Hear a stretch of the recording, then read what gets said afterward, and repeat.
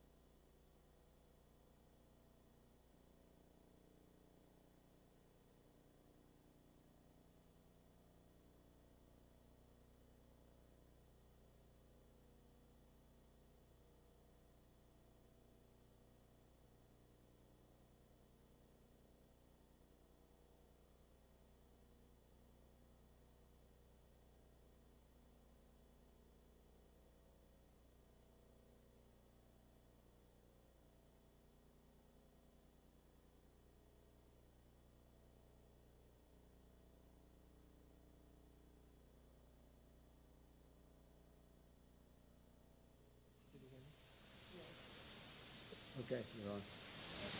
Okay. Okay, so I'll call this meeting to order.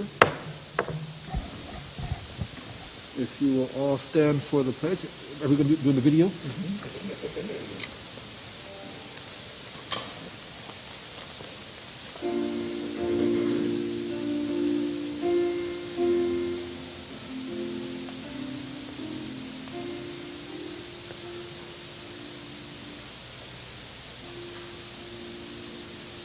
I pledge allegiance to the flag of the United States of America and to the republic for which it stands, one nation, under God, indivisible, with liberty and justice for all.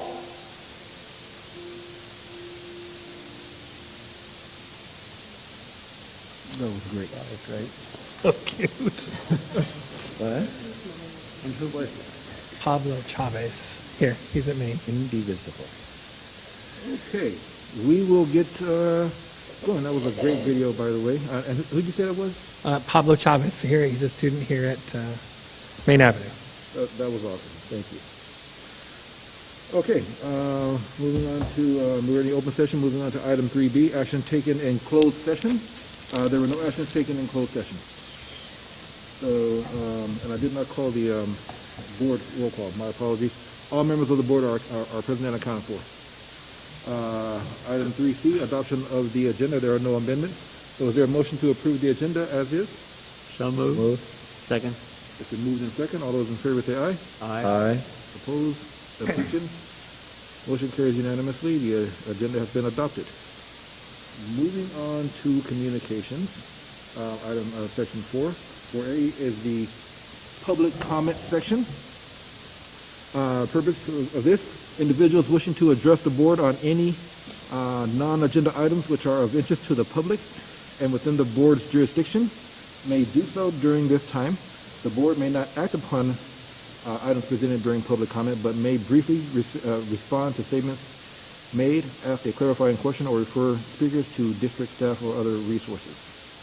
And the procedure is we do a live chat on YouTube during the live stream of the board meeting. You may submit a comment in the public section of the agenda, and we will go ahead and read that. We don't have what we do have a board. Are you in the board assistant today? She is. Thank you. And so our board assistant will review and provide public comments to the board and enter them into the meeting minutes. So we'll wait a few minutes because there's a time delay. So we will wait a few minutes on this.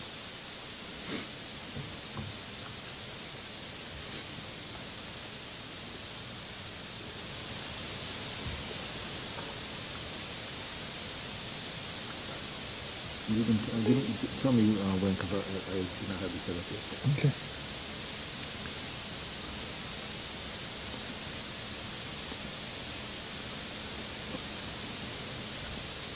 I think I was trying to get set up. Just gonna give you a look.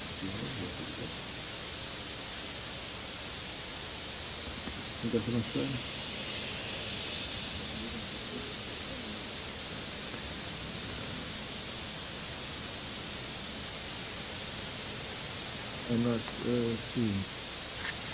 I'm not seeing any comments in our YouTube channel, so we will move on to item 4B, which is the board reports, starting with the Robla Education Foundation.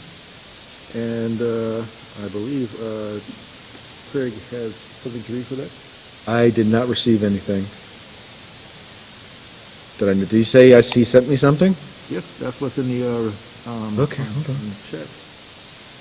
Can we move on to the next one, and I will pull it up right now.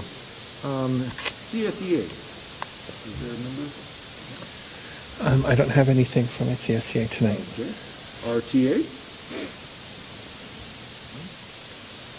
Okay. Superintendent's report. We do have our superintendent's report. I do have something from me. Good evening, everyone. Tonight, I just wanted to comment on the regional stay-at-home order that takes place beginning tonight at 11:59. We did send a message out to our families today. I did that myself, letting them know that that will not change our distance learning plan and our distance learning program as it is currently running, nor will it impact our food distributions. Those are considered essential services, and they will continue. And those employees who are involved in those programs will continue to make sure that they happen to support our families. One change we will make is that we will be closing our school offices just so that we are reducing the amount of interaction between Robla staff and the public. So we will close school offices to in-person visits.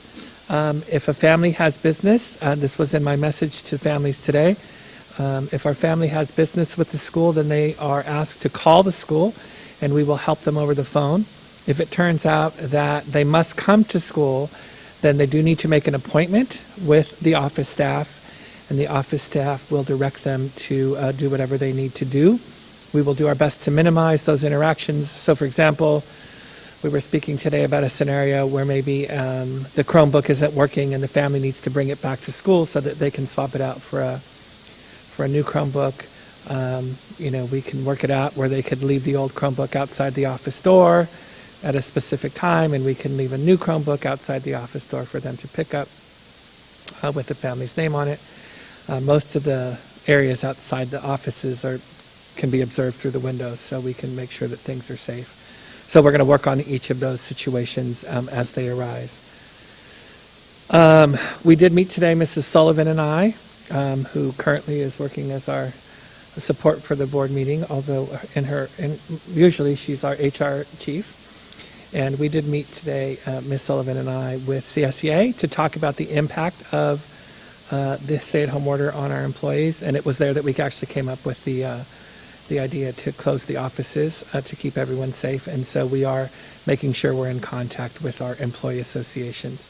And of course, we will continue to monitor that situation and see how it may impact other work that we do up to and including our tentative reopening date, which is January 19th. We do have materials distribution scheduled to take place tomorrow. This is what we do once a month in order to give materials to students for distance learning. Parents come through generally in a drive-by setup to pick up materials that the teachers have put together, usually in a bag. So there's very minimal interaction. We have deemed that these are safe to do, and that because it is an essential service to make sure the students have what they need for their learning, these will take place tomorrow. We have established safe procedures at each of our schools, and we do need to be sure that our students have the supplies that they need in order to keep learning at home. Winter break in the Robla School District is coming up. A week from tomorrow is our last day of school on December 18th. We then have our 2-week winter break, and that will return us to school on January 4th. That will also give us some time to monitor the circumstances in our region and see if indeed that what happens in our region has any impact on our tentative reopening date. And then we'll talk about this a little bit more tonight, but this will be Ms. Howard's last board meeting, and it's difficult to find the words, I think, and I will do my best in the next few minutes to figure that out before we, because we, of course, have benefited greatly from all of Ms. Howard's experience and insight, and we, of course, wish her well, but we'll be a little bit more formal a little bit later. Of course, the other side of that is we will welcome a new board member to the board. Ms. Sharona Devine was elected, and we will, I know, even though we're feeling the loss of Ms. Howard, we'll, with open arms, welcome Ms. Devine to the board. I have met with her, and she's very excited about becoming a member of the Robla board, and I know as the board learns to work with her, they will find her someone who will, I'm confident that she'll make important contributions to the board as well. And that's my report. Thank you. Trustee DeLuce, are you ready? Yes. That's the wrong one. Here we go. I just wanted to, Mr. Evan said the Robla Education Foundation would like to take this opportunity to wish the board and the district a Merry Christmas and a Happy New Year. That's the end of the report. Great. Okay, we'll move on to board member reports. Starting with Trustee Howard. Trustee DeRue. So I've had a chance to participate in some of the anti-racism training through the resiliency, and I got to tell you, if you haven't taken that opportunity to read the book yet, Other People's Children, there are some really good nuggets and some really good, I think, in particular, there's some really good things that are in there specifically relating to cross-cultural education and working with other people's, and working with children who come from a culture other than your own, that I think is really positive and really instructive. Some of the training, and it's been interesting. I have to say that I've had some questions, I've had some concerns, but I've also had a chance what I really appreciated is that they are very open and really do work to try and make it an environment where everybody can communicate how they're feeling, whatever their perspective is. Actually had a chance to meet with them and Ruben and kind of talk about some of my concerns. And once again, I really just appreciate the work that they're doing. I appreciate their flexibility, and they're listening to the concerns of those who are participating in the training. I think that their commitment their steadfastness is to work to help make Robla the best district that we can be. But I just wanted to kind of put that out there because, once again, it was one of those things where, and I think Ruben could say, it was one of those meetings and conversations that can go either way, and it turned out to be actually a very, very positive meeting. And I very much, and once again, that just goes back to the nature of I think, their desire to help us. So anyway, that is the end of my report.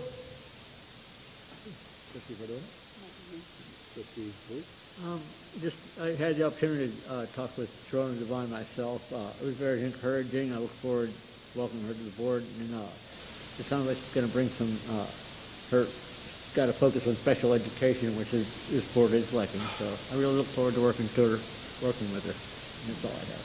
Okay. And I do not have anything to report other than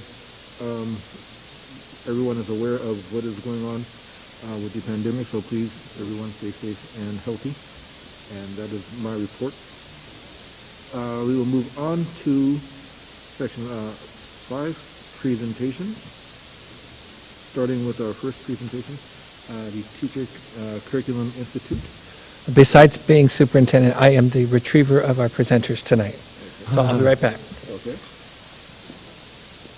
And our superintendent is going to retrieve our presenter. Our presenter tonight is Ms. Gail Hunt, the Curriculum and Assessment Director.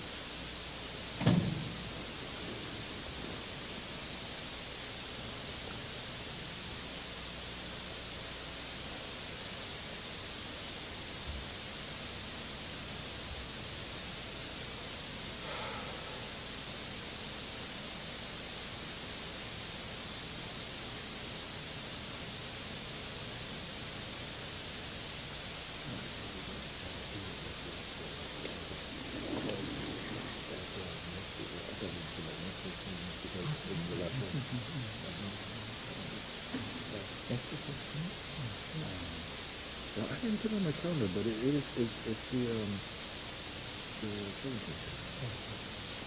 I put it on my calendar. I know. Have you participated were you on any of the resiliency training? Probably not. We should talk a little about that. Get your perspective. Good evening, everyone. Can you hear me? Yes, and it's important, Mrs. Hunt, for you to speak. Yes, I remember you saying to that. say, Okay. Speak into the mic. Okay. Well, it's good to see everybody in person. So tonight, the principals have begun discussing their SIPSA plans with you, and so I wanted to take this opportunity to update you on what assessments we're utilizing because we don't have the state assessment data this year. So every year in Robla, we hold a Teacher Curriculum Institute during the summer. And the Institute is the place where we refine our assessments and we create instructional maps for teachers in the ELA and math programs to ensure that we're covering grade level standards and make report card changes that are needed. So the TCI committee has representation of teachers from all grade levels and from each of our schools. And in addition, we have specialists on that TCI curriculum committee as well. So over the years, we've worked really hard to get assessments into our student information system, Illuminate. Starting several years ago, we built new standards-based benchmark assessments into the Illuminate system with the help of some of our real techie folks like Mr. Joshua Weeks and Donna Lynn Radula. And then when we adopted the new English Language Arts program, we looked at those assessments and we also chose assessments from there to build into our Illuminate system from the Wonders program. But this year we needed to make some temporary changes to our assessments due to the current circumstances, of course, of teachers teaching students in the distance learning model. So we had information and we had plans from the state and the county informing us not to try to cover this, what we would normally cover if we were face-to-face with students, but instead to go deeper with our standards and curriculum.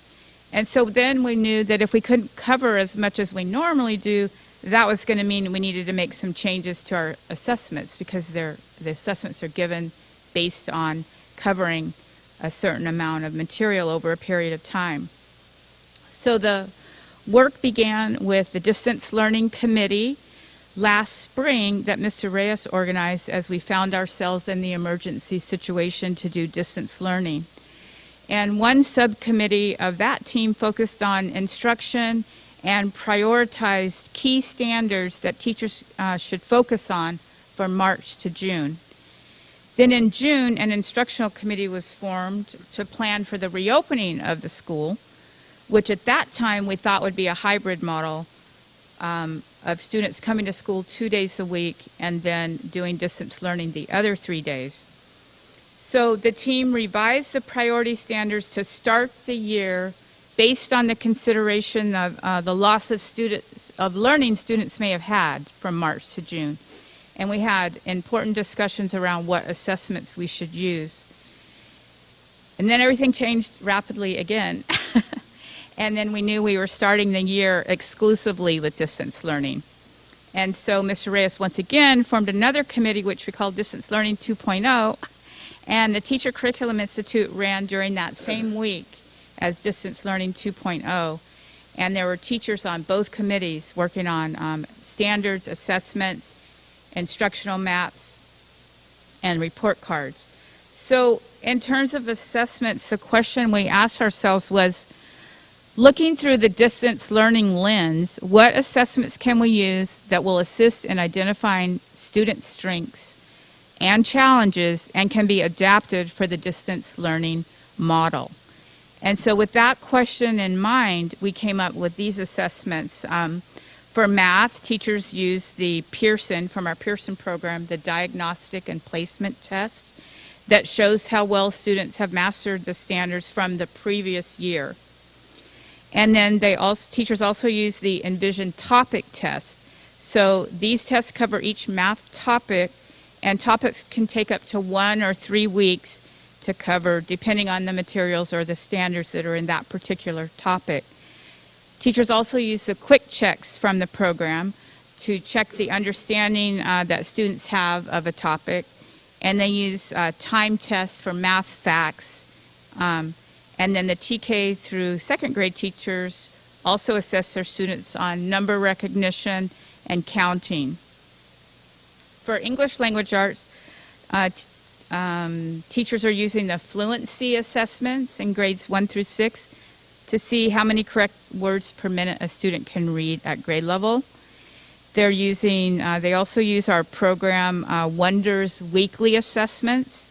And these are curriculum-embedded assessments to see how well students are understanding the standards or the material that is being taught.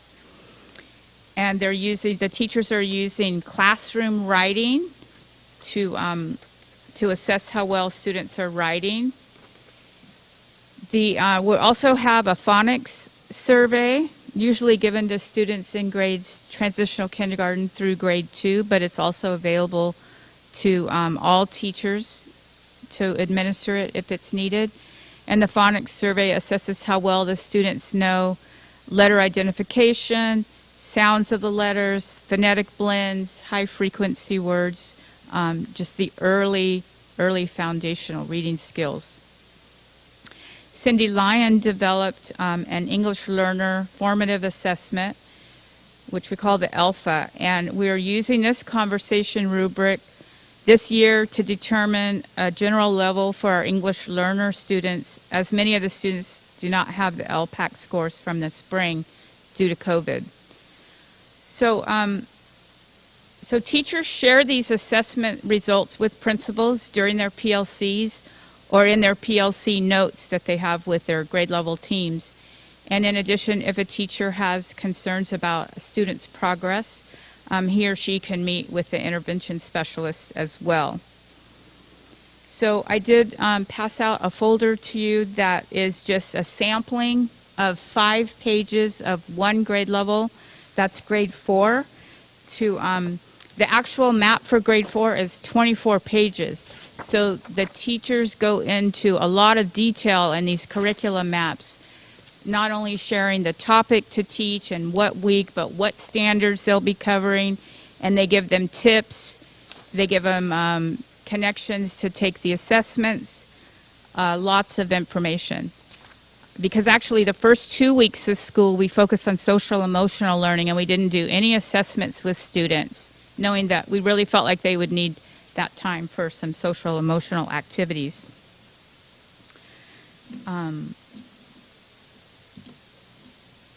So that's it for TCI. Do you have any questions for me regarding how we're using assessments temporarily due to COVID and distance learning?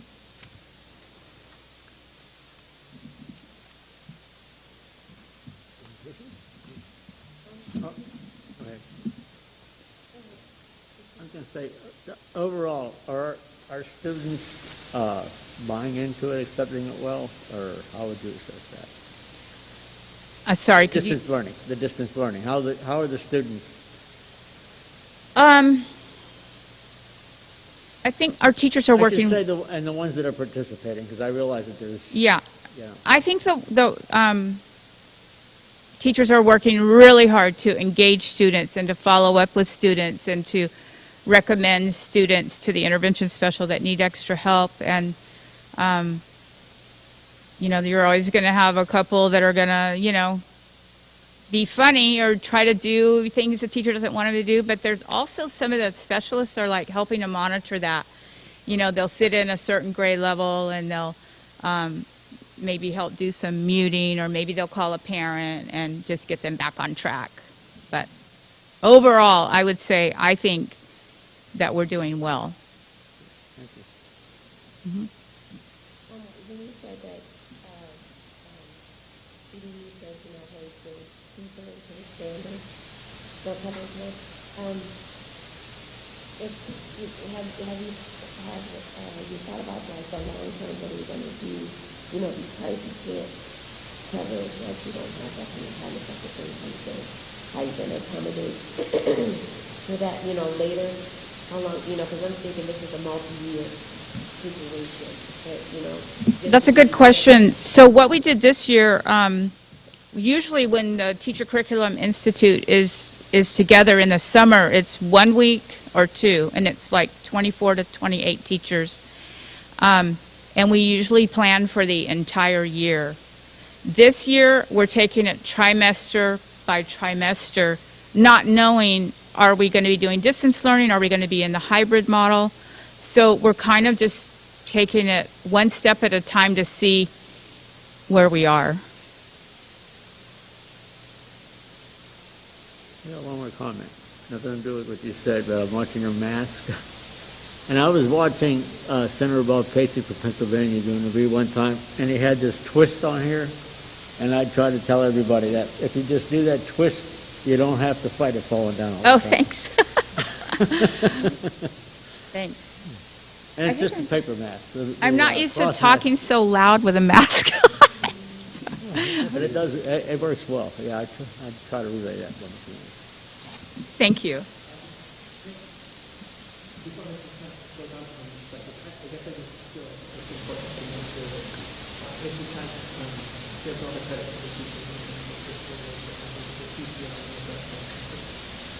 She plays a critical role in making sure that this very complex aspect of the work that we do to adapt every year, and she does lead this activity every year. And again, I just want to say how, it's very important to note that she is so good at making sure that with all of these pieces that are so different and so constantly changing, and maybe does all those standards are coordinated and then communicated.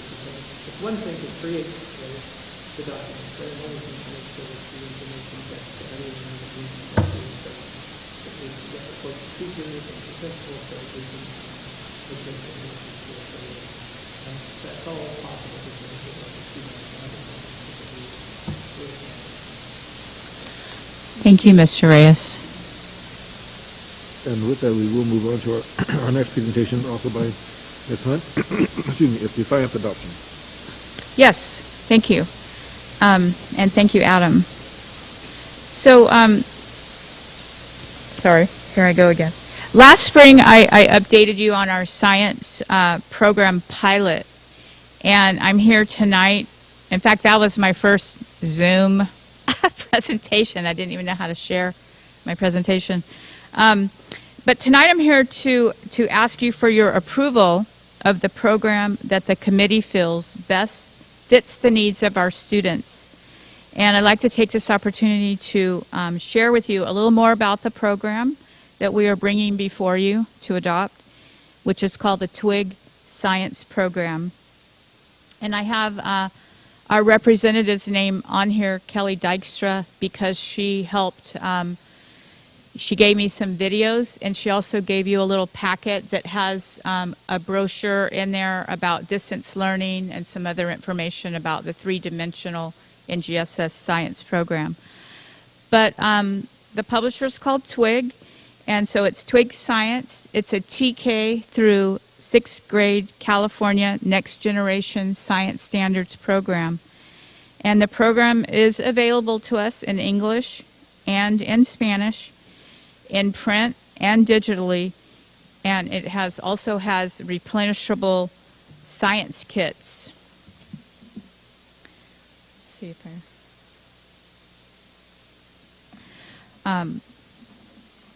so I wanted to take just a minute to review what instructional shifts happened with the new NGSS standards, or the next generation science standards. So if you see this orange box over here that says disciplinary core ideas, this is the way we used to teach science.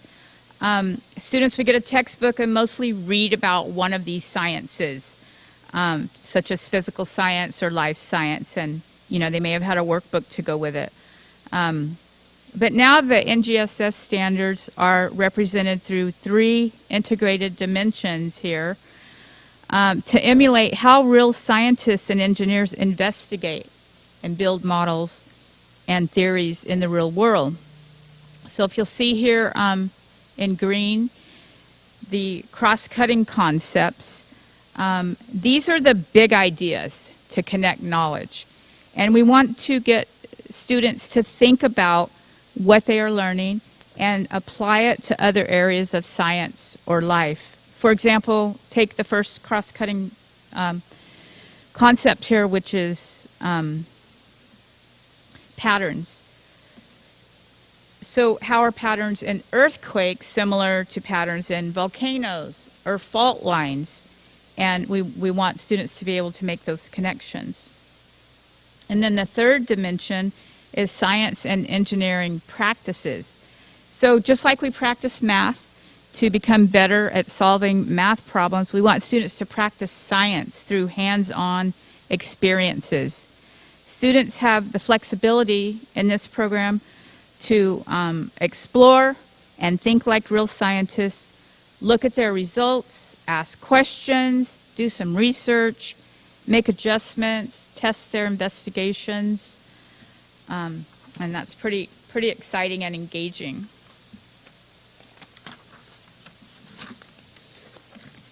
So the TWIG program has built these foundations, or 3 dimensions, into the student consumable book wherever they fit.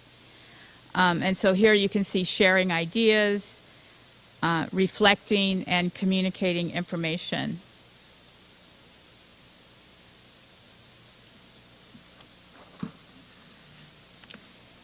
And the student book is more like a journal where students record their investigations and reflect and revise. They're colorful, interactive, and full of high interest, real world imagery and storylines. In every teacher's edition, there's a Cliff Notes version of the California K-6 framework showing the module for the grade level, what phenomenon is being studied, a progression of the standards, and the performance expectations for each module.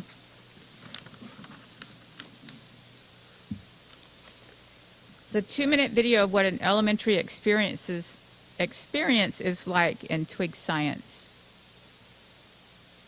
Oh, how do I? Oh, thank you.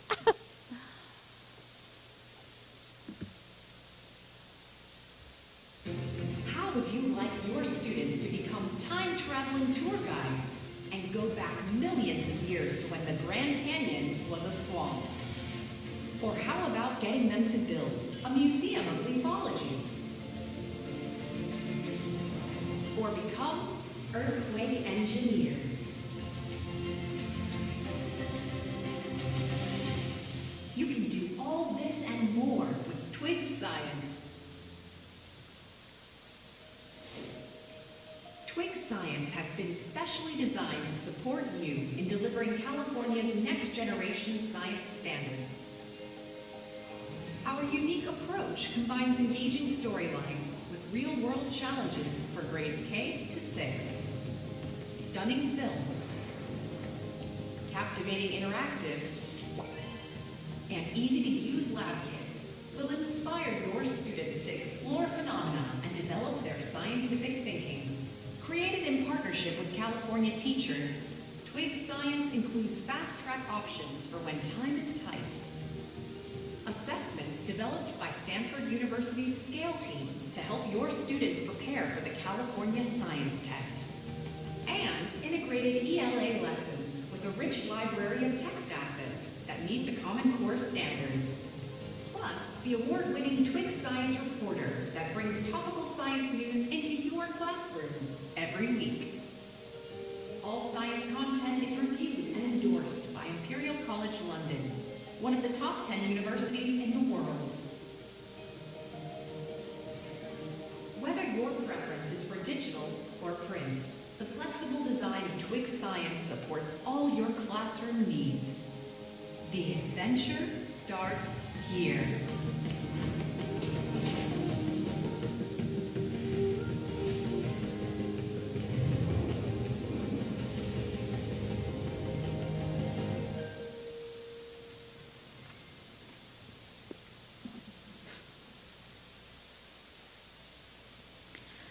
So in making Twig Science next generation, it was important for the Twig company to have a collaborative 4-prong approach to ensure that the program was scientifically accurate and reliable, culturally responsible, and accessible and relevant for teachers and students.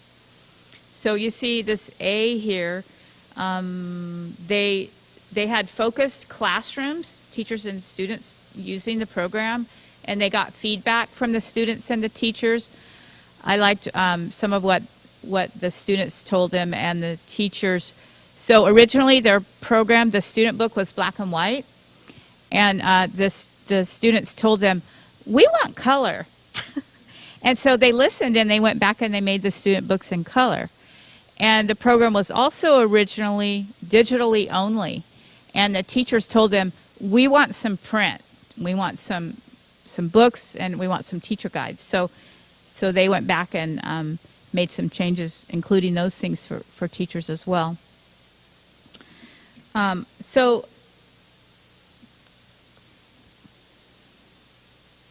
let's see. So TWIG partnered with Stanford Center's Scale team to build reliable assessments. So the thing that's important about this is that this team is also assisted with the California Assessment Science Test, the CAST, that our fifth graders take. So there's a lot of similarities between the tests to help them get ready and to have practice with that. And then they had a team of collaborators that authored the program. One was a TV science journalist, Natasha Stillwell, and an informational text expert, Wiley Blevins. And I bring up Wiley Blevins because he was an author, one of our authors of our ELA program. So there are some, some cross connections with our ELA program as well. And then it was mentioned in the video, but TWIG partnered with Imperial College of London, which is a top STEM university in the world, that made sure that the science and engineering was authentic and accurate.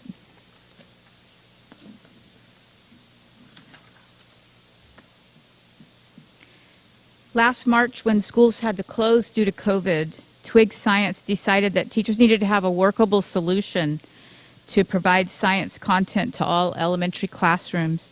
And they began to develop a distance learning program so that teachers can easily assign the digital lessons to be taught asynchronously.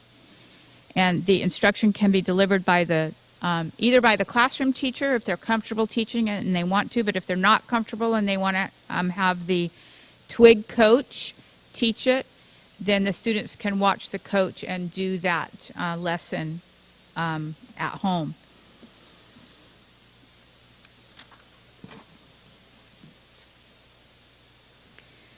TWIG's digital platform includes text-to-speech, ebooks, leveled readers, interactive investigations, and they have an award-winning media suite with over 2,000 films. They're connected to the BBC media company.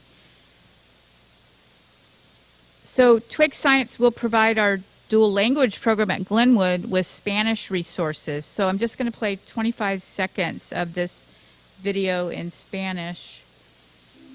¿Qué puede ser alto o muy chiquito?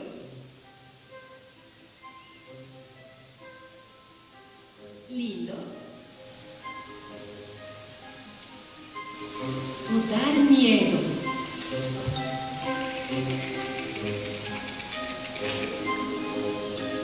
Delicioso.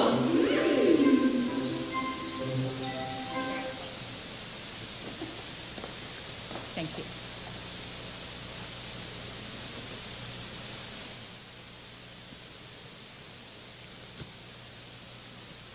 Oh.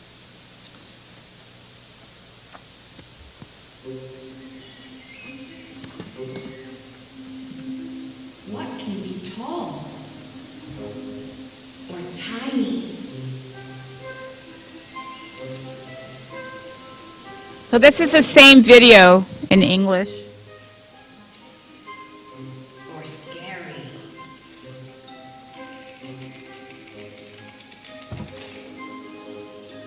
Tasty? Or poisonous? Thank you. That one wasn't going to stop on its own.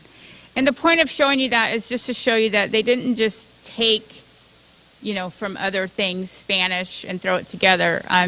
Everything that's in English is in Spanish as well. So they're high quality videos.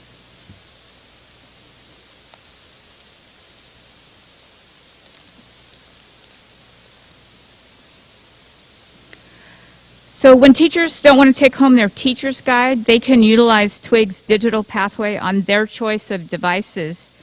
With all the videos, the student view, the parent and teacher resources, as long as there's internet available.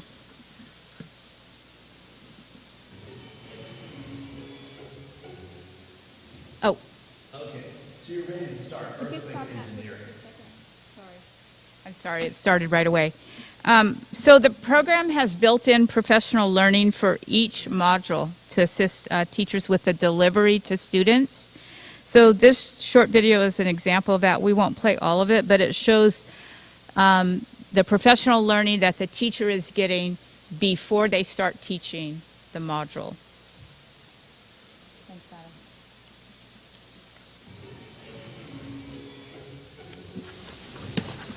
Okay, so you're ready to start earthquake engineering. Students will really engage with this module as it's very hands-on. They'll be getting to grips with some core engineering principles and applying them to a real-world problem. Over the next few weeks, your students are going to start thinking like engineers as they design, build, and test models that need to withstand a simulated earthquake on a shake table. To prepare students for understanding how waves hit the ground move in an earthquake, they must first learn about waves in general. The performance expectation here is to develop a model of waves to describe patterns in terms of amplitude and wavelength. Sounds tough, but don't worry. They'll get a secure understanding of what this means by using ropes to create models of waves. When they add more energy to the rope, they'll be able to make higher waves, or waves with a bigger amplitude, and they'll be able to vary the distance between the crests of the waves, the wavelength. And they'll explore this further with an interactive application. And don't forget, if you need a quick refresher on waves or any of the standards covered in this module, you'll find it all online. To make the connection between waves and earthquakes, there's a neat free seismometer app that you can download on a phone or a tablet that will let your students see the seismic waves created when you shake a table. Earthquakes are measured by the size of these waves using the magnitude scale, and your students will explore magnitude further by reading two texts that compare earthquakes in California and Oklahoma. Next step. Thank you, Adam. So Twig has ready-to-go kits, which help make the setup easy for teachers. And our school district is choosing to purchase consumable, replenishable kits for 3 years. So Twig is a STEM program.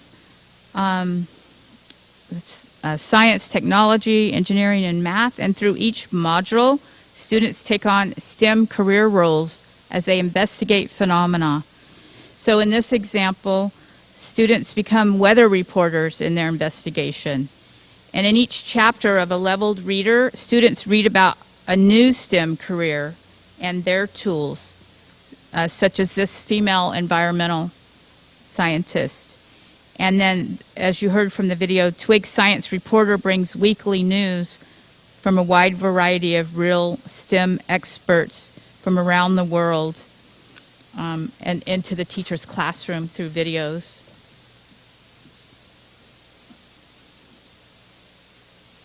So this page shows an email that came in. No, this one is, an example of Twig Science Reporter. So when we had the fires raging, within 10 days, Twig sent out an email to teachers. So it was, a current real-world event on fires. What are they? How do firefighters fight the fires? And how do the fires affect the plants? And that's a weekly reporter that teachers will receive. Some things we appreciate most about the TWIG program is the access and equity for all students. It provides scaffolded support for our English learner students, our students with special needs, our GATE students, and it makes cultural connections, including discussion prompts to keep the class talking, clarifying, and learning together.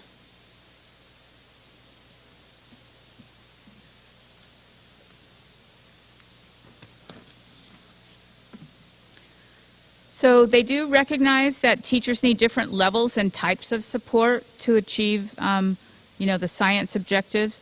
TWIG Science provides many professional learning opportunities, including video model lessons and trailers, science background refreshers for each module. Some look-fors are included for observations, and then there are performance tasks and assessments. if you were to approve the program for adoption tonight, once we submit our purchase order, teachers will have access to the distance learning program and professional learning of that program through videos. And then in the spring, we would provide self-paced learning for teachers along with a grade level specific question and answer time with our TWIG specialists.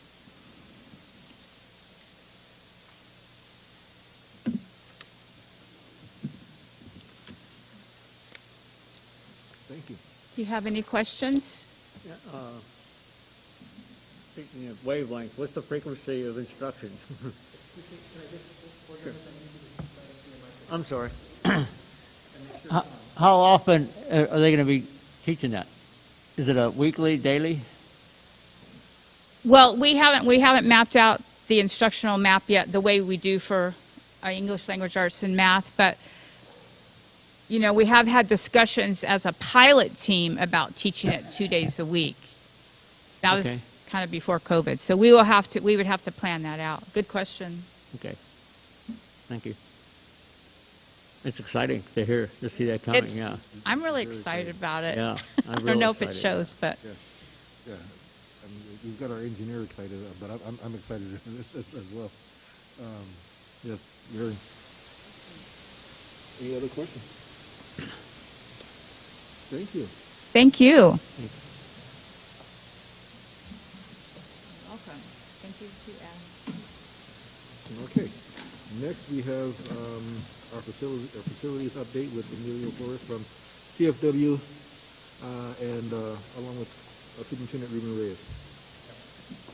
Please realize, my plug is not on.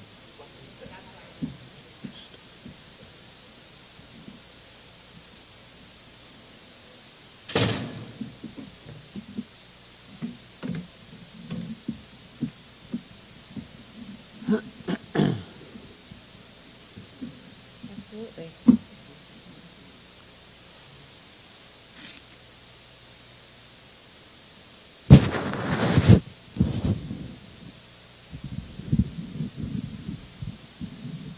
Great. After this is all over, we ought to get some sort of basketball league. What'd you say? After COVID's all over, we ought to get some sort of basketball league going here. I'm getting pretty old to play, but I used to.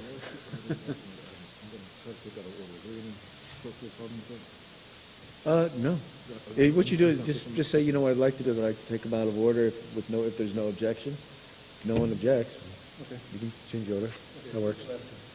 So the only challenge I would see with trying to do basketball in here is with all of the colored things, it'd be hard to see the out of bounds.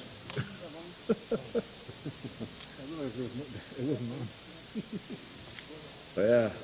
No, it's You know, when my kids were in North Sac back in the 80s, there was a couple of teachers over there that they had within the district, but then they did a North Sac Invitational every year. It was pretty neat. You know, that's as exciting as watching the NCAA. You know, I used to keep scoring that quite a bit.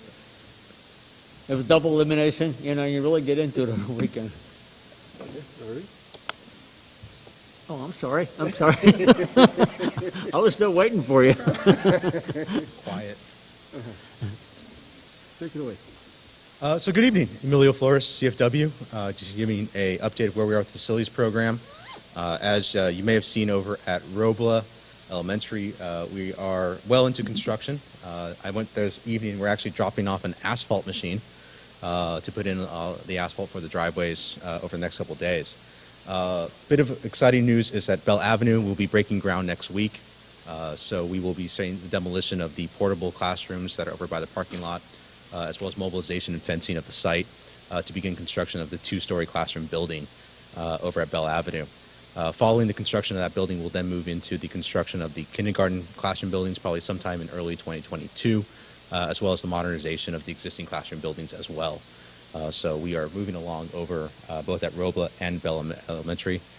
Students at Robla, I believe it's the KN1s as well as the KN1s over at Bell, have been moved over to Main Avenue during the course of construction in order to free up some space over there for us to do the construction without disrupting classes too much. Needless to say, it's been made a little easier by the fact that students are not on campus at this given time. But overall, we are prepared if students do come back to accommodate them so that we're able to continue construction with the children on campus. Glenwood, we're currently in DSA review, as well as in talks with the city regarding some changes to the environmental stormwater system over there. We anticipate coming out of DSA very soon and to begin discussions regarding negotiations regarding a GMP over there. Glenwood is a little bit of a special case. There are 3 components to that project. One is the new kindergarten classroom building that will be placed at the south part of the campus, followed by modernization of the existing classroom buildings to provide 21st century learning environments, and then some additional site work to address pickup, drop-off, as well as other circulation on the site and the former park as well. We are currently in discussions right now trying to determine a start date for that project. The kindergarten classroom building, given its proposed location, is far enough away from the existing buildings that we believe that once we have DSA approval and a contract for construction, we could proceed with that project. What we're trying to ascertain at this point is, given the current plan to bring students back to school, potentially, whether or not we can start with the modernization a little bit earlier. If for some reason the students do not return for the tail end of by the tail end of the spring portion, it's possible that we could accelerate some of the modernization to do it over the summer, as opposed to waiting for the construction of the new classroom building for the kindergarten classes as well. So we're being very conscious of the need to potentially house students at all these sites. We are proceeding as if students will be returning to the school sites at some point during the school year. But if for any reason that does not occur, there are some opportunities for us to accelerate construction at the Robla school site as well as at Glenwood. So if for some reason it is deemed not feasible that students return, we may be able to accelerate some of the construction at the other sites. But as of right now, we are on schedule and we are sticking to our plans, planning for students to return back in January, and we'll be ready to accommodate those at all 3 of these sites. Once again, just a quick reminder that there is a link for the construction cam over at Robla. You'll be seeing walls being constructed over the next 30 days. So for the last 60 days, we've been really focused on grading, underground utilities, paving, and making sure that all that stuff was done. So a lot of stuff has been happening at the surface level. If you're walking by, a lot of it's happening below ground and really below grade. But over the next 30 days, it's going to be very exciting as you see them start to bring in steel beams, start to see the wooden construction go up, and you'll actually see a building probably by the end of January in terms of the outline of the building as we go forward. Another good bit of good news over there as well is that the board may recall that we had submitted a request to get some additional funding for the project, and that was from the state's full-day kindergarten facilities grant program. What that program allowed us to do was to seek an additional $800,000 in funding. I'm happy to tell you that we were able to hit the 2 milestones. One was DSA approval, the other one was CDE approval, and my understanding is the district has received or is in the process of receiving those funds currently. So the good news there is that the state actually had the money, and the district should have that in hand very shortly. Bell, Glenwood. Looking forward, like I said, at Robla Elementary, we'll continue to monitor the construction over there. We are trying to handshake a bit with the administration building as well. There's some systems that we share. So for example, all the internet for the Robla Elementary site home runs back to the district administrative offices. So we're trying to make sure that we're coordinating with those as well. And we're starting to have discussions about how we transition or how we demarcate the 2 sites. As you may recall, the current configuration of the administrative complex, the district office, and the school, it's kind of a little nebulous as to where one starts and where the other one ends. So we're trying to create a clear demarcation between the campus and the district office as well. So we've been spending some time with the team over on the district office side, trying to figure out what that looks like in terms of fencing, what that looks like in terms of shared facilities. So we'll probably come back to the board in the spring to discuss some of the fencing options we have for the site.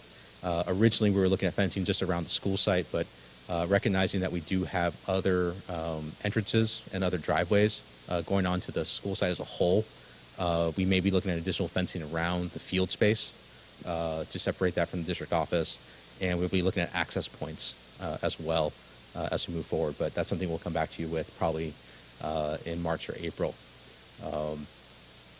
Otherwise, just moving on with those two other projects at Bell and Glenwood, and we're starting to look, once we have the contract amount or the GMP for the Glenwood Elementary, we'll be coming back to the board to give an update of where we are in terms of overall budget, where we're at through the program.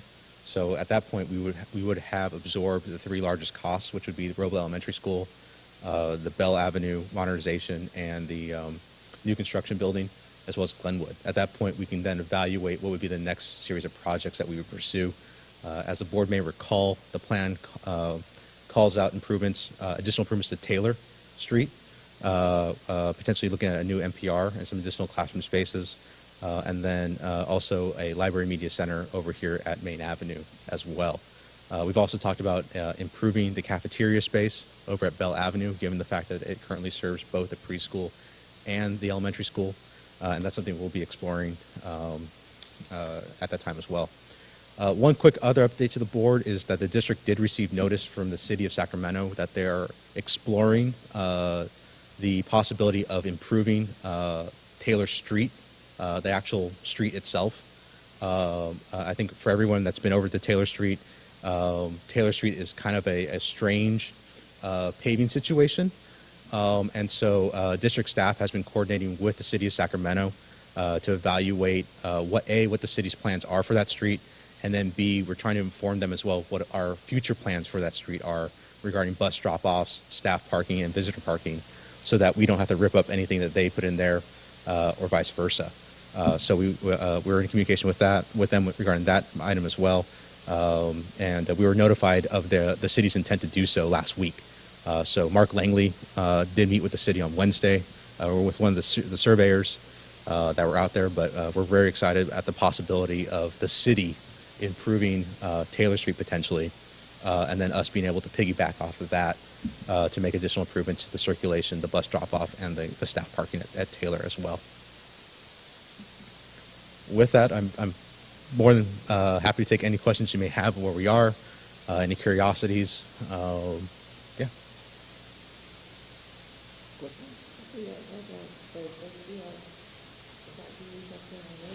It went up and it came back down. So, yes, you're absolutely. Yeah. So Yeah, yes, the superintendent pointed out that to me this morning that he was going to go outside and take a picture of the steel construction going up. But if you were to drive by it this evening, the steel is down. So what they were doing was setting up some test beams just to test the joints with the foundation. And so I think that was primarily for the inspector of record to see whether or not the concrete had cured enough. But we will start seeing the import of steel over the next couple of weeks. So you'll see some very large trucks with a lot of I-beams and other types of steel coming on the site. And yes, you'll start seeing them to start erecting that approach. But if you were to go there right this second, we've been robbed, right? But on camera. Yeah, exactly. There are cameras. Just so the public is aware, there are cameras on the construction sites, both security and live feeds. There were a couple incidents over the Thanksgiving holiday. All of them were minor. Nothing was taken, but it's something that our construction crews are aware of, especially as we go into the Christmas holidays as well as into the New Year. So that's something in terms of site security. They continue to monitor that.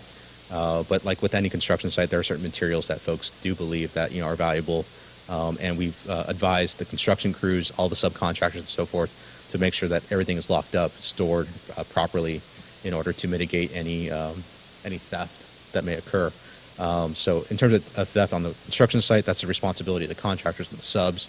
But obviously, we're more concerned about any potential vandalism or anything else that may happen to the sites that we actually have control over, which is the school sites. So we're making preparations for the holidays to make sure that we can mitigate as much of that as possible.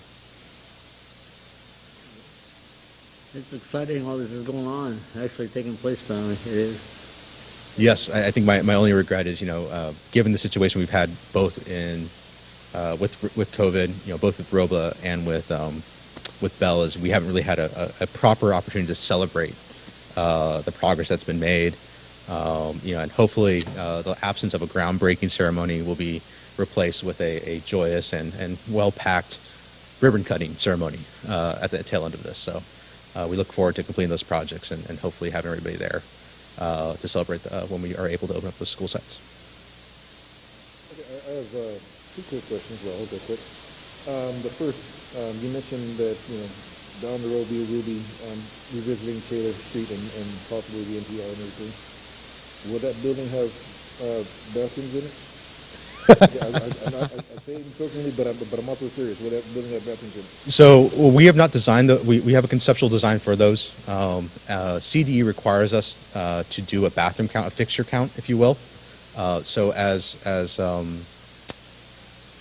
inconvenient as it is here on the main campus site in terms of the location of staff restrooms, it does fit the requirements of CDE and DSA, as odd as that sounds. And so that's something we'll be looking at, and I think we will evaluate that when we go into design for those projects.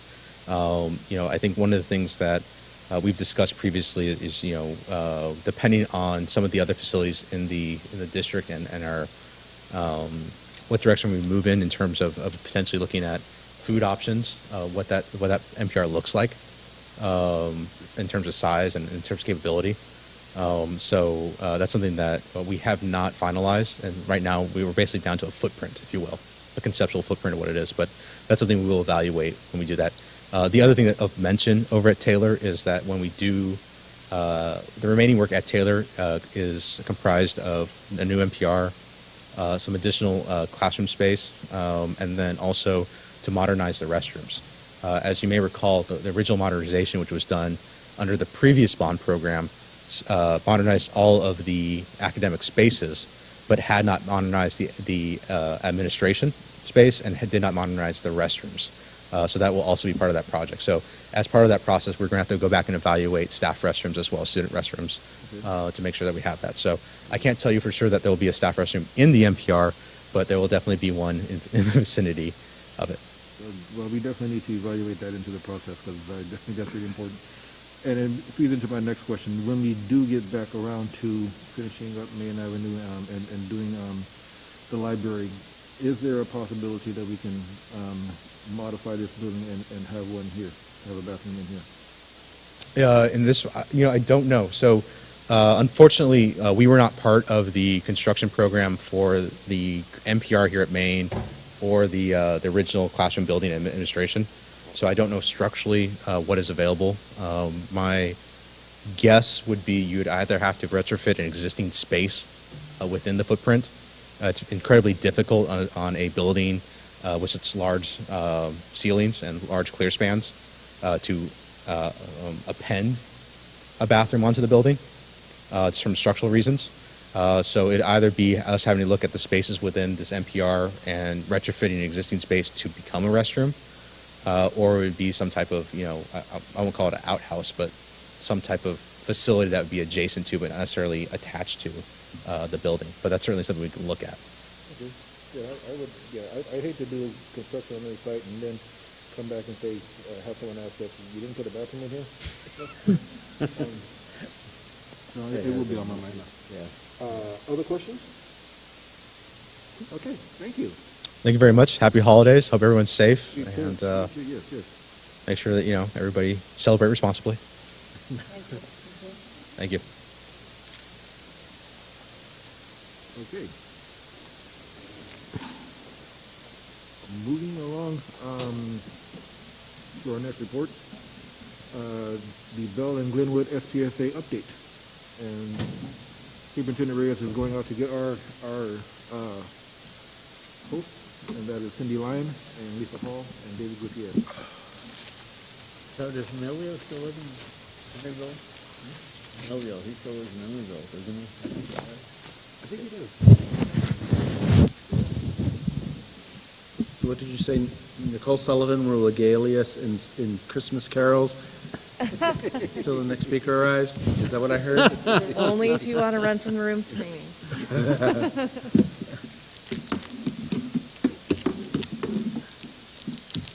Truthfully, only my dog enjoys my singing.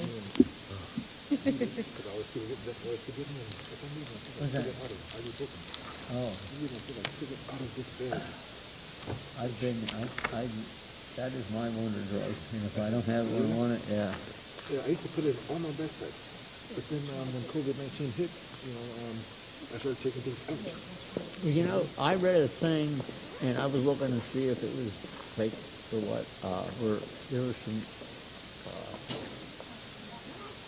issue about ibuprofen making you more, if you positive came down with it, it was going to be detrimental to it. So I stopped taking it for a long time. But then I talked to my doctor about it. When I messed up my hand, I used to take ibuprofen. Well, I would occasionally. I was taking it like every day. Just to.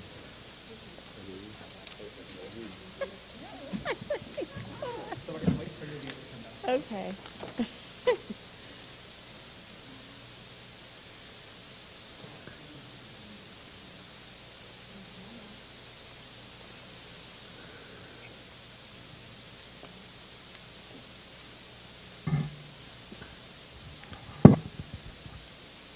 The hazards of the mask.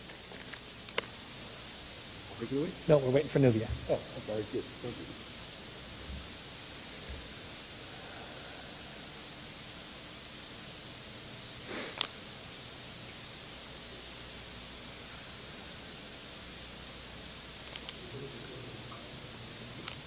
Oh, that's a good question. No, it's still there. It's still playing. So they're just watching us hang out? Yes. The Glenwood PTA, we should sell that time, right? That would be a great idea.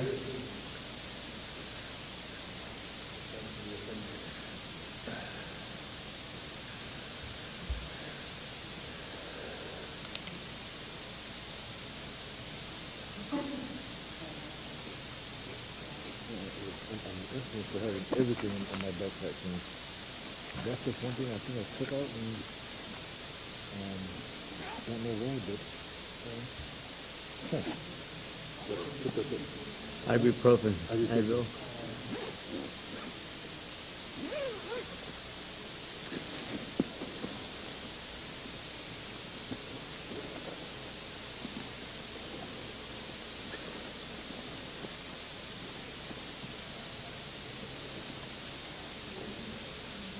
it's one of the few things that I have at work.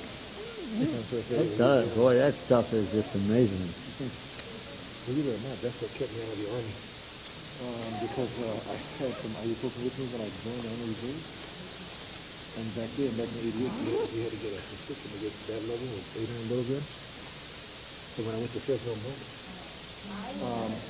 the doctor asked me if I had any medication with me, and I did a stupid thing. I told the truth. Because I had it from an accident. It was a minor accident. We got reared with, I had some sprained muscles in my back. It wasn't a big deal. I was out of high school, so. Say it again? Not a big deal, so I just didn't take it. Yes, so I'm not gonna have a headache at basic. actually just, So when she asked about it was sent out last night. It was sent out yesterday afternoon, and it starts tonight. I don't know. That's why I don't. I'm not gonna. That's why I she wouldn't believe me. Huh? Took me out. Is that right? No, in Sacramento County, we have 20% ICU bed. I don't know what the numbers are. That was a big I issue tonight, think isn't it? they're looking at, So- looking, We're they're good? not doing county Okay. by county. They're- So I'm just going to introduce this item very, very quickly. Tonight we have, of course, people we know well, Mrs. Hall, principal at Bell Avenue, and Dr. Gutierrez, principal at Glenwood. And this is a process we've started, I think at your prompting, Mrs. Howard, a couple of years ago, to have the schools give us an update mid-year around how things are going with their school plan. And so these are, generally kind of short reports, but we wanted to give the principals an opportunity to come out tonight and just say a few words about how things are going at their school, what they had planned and what seems to be happening. Now, of course, a lot of things impacted in particular, but I'm sure that both Mrs. Hall and Dr. Gutierrez will speak a little bit to that tonight. So, Mrs. Hall, we'll start with Bell Avenue. Well, good evening. Thank you for having me. The last time I was here talking about my school plan I think it was when we decided that we were not going to be going back to school. So it was probably like in April, or early April or late March. So I just written my school plan according to, like the data and the CAS, all of that. And we have not had kids back in session since then. So it's kind of a weird time, as you all know. So when I was talking to my school site council and my leadership team about our plan and how things are going, I did update the plan just slightly, but we're trying to stay the course. The hard part is that we don't have any current data to show growth or make adjustments. So our goals on our school plan have not really changed. It's been a challenge because we don't have the comparison data. But the Bell Avenue teachers have tried to continue on as planned with some changes to accommodate distance learning. So, for example, in language arts and in English language development, the teachers are still implementing lessons using GLAD, which was a huge part of our budget, was the GLAD professional development, the training, and then the time, we call it studio time spent planning lessons and things like that. Now, the in-person professional development is not obviously continuing right now, but the teachers are still doing quite a bit of planning and strategizing in order to make it applicable to distance learning.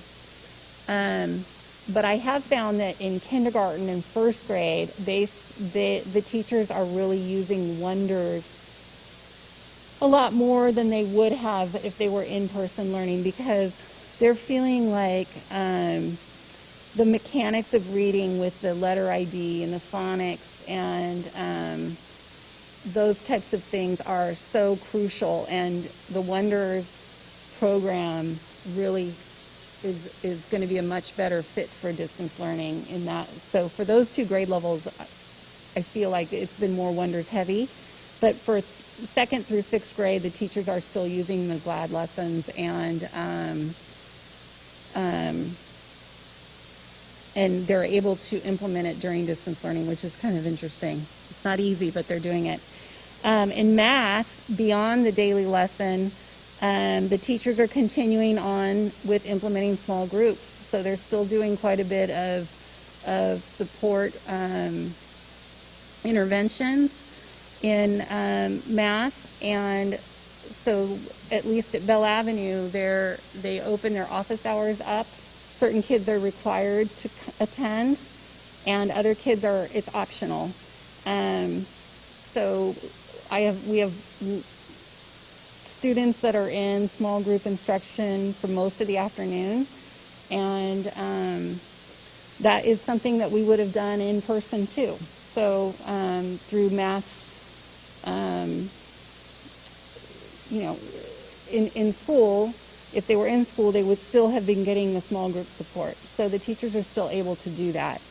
And also this year, we have our enrichment teachers, Mr. Katecki and Mr. Weeks, are both supporting in math instruction, small group in fourth grade and in fifth grade, because at the beginning of this year, we felt like with the students that were on the roster and looking at the past data, using kind of old data, those seem to be the two grade levels where the kids were really struggling in math. And those two particular teachers are very strong math teachers. Beyond their enrichment program, they're very strong math teachers. So they also are supporting in small group instruction in math in 4th and 5th grade. So probably the biggest change in the school site plan currently was the money. I moved some money around within the school site plan and put more money into the parent involvement, and we put more money into, a little bit more money in for the library. For the parent involvement, it's because our parents aren't coming on campus, but we are trying to do some parent training, and that does involve purchasing some things for the parents. And in fact, this January, the teachers at Bell have already started planning a parent training based on the questions and the concerns that the parents expressed during parent-teacher conferences. The teachers kind of gathered that data, and we're trying to figure out how can we help support the parents with the distance learning. And I know that we're going to come back to school hopefully soon, but even when we come back to school, our kids are going to be just doing hybrid learning. They'll have 3 of their 5 days a week are going to be at home. So we feel like it's really important that the parents have a solid handle on how to support their kids at home. So that's part of what we're planning to do. So we put a little bit more money in the parent involvement portion. And then the other thing is that I've been working with my librarian, Mrs. Deal, to try to update our books in our library. So we had some money set aside for libraries and the library, and she's been really working hard to put more science texts and things like that in the library. But one of the things that we were thinking is really important is to make sure that we have current high interest book titles in the library that are written by authors that are more representative of our diverse community at Bell Avenue. And so we've been working to do the research on that, and then making sure that she has the funding to update the libraries. So those would be the 2 biggest changes in our school plan, is that I moved some of the money around with the approval of School Site Council. And that's it.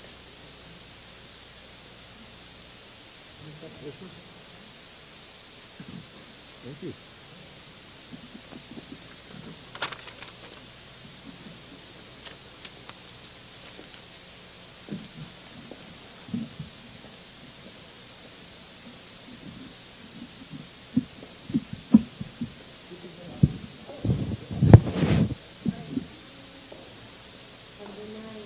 Good night. Good to see you.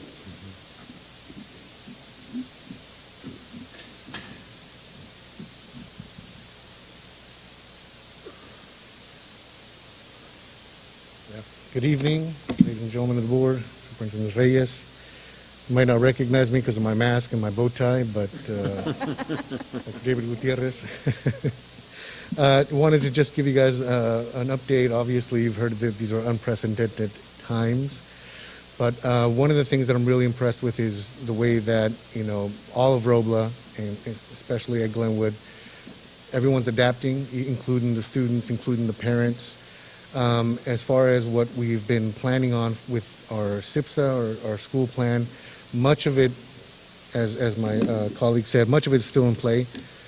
Now it just has to shift and focus a little bit more. For me, one of the areas that, there's big chunks of area where we really have to really zoom in a little bit more because of the conditions that we're in right now. One of the major changes is more social emotional support. So making sure that our social worker is able to really start getting on top of the students who are not showing up, making sure that we're able to provide students with information, zones of regulations, things that we're able to help out students. For me, a personal one is something that I'm still going to be looking into, is social emotional state of our staff. I think that's one of the areas where I'm trying to focus a little bit more on, because that self-care piece is important, but you can't transfer what you don't possess. If our teachers and our staff aren't able to take care of themselves, they're not going to be able to help our students when they're going through some crises, and our students are going through some crises. So that is going to be one of the areas where I'm focusing a little bit more. Right now it's small, but I'm looking for something a little bit more hands-on, where we can get more practice, more training on how to do self-care. Some of the smaller things that we're doing, for example, is once a week, or at least once a week, I have about a 10 to 15 minute just mindfulness session right before our staff meeting, to kind of make sure that one thing is for people to say self-care, and there's another thing for people to actually do it and know what to do, because that's a word. Oh, self-care. Yeah, I go shopping. No, how do we do breathing? How do we do that? Which is one of the things that I really want to focus on if we do come back with hybrid learning, is having a morning mindful session with students and having our teachers trained to be able to do that. A second area that really kind of, again, didn't shift, but more of a zooming into the focus of these times is parent support and parent engagement. Coffee with the Principal, for example, has been a big staple of our Glenwood community for the past 4 years, and we're trying to build that up again. We're trying to make sure that we're having enough time for parents to come in, get information about the school, get resources, get a chance to give feedback to us. And so while we're building those, we also want to start shifting some of our funding to getting parents to really understand how to help their students during these times. How do we give that digital capital that we have here at the school, how do we give that to our parents? Because what we know is that oftentimes our students don't have parents that can help them and say, oh, hey, I'm going to Google, here's how you do it.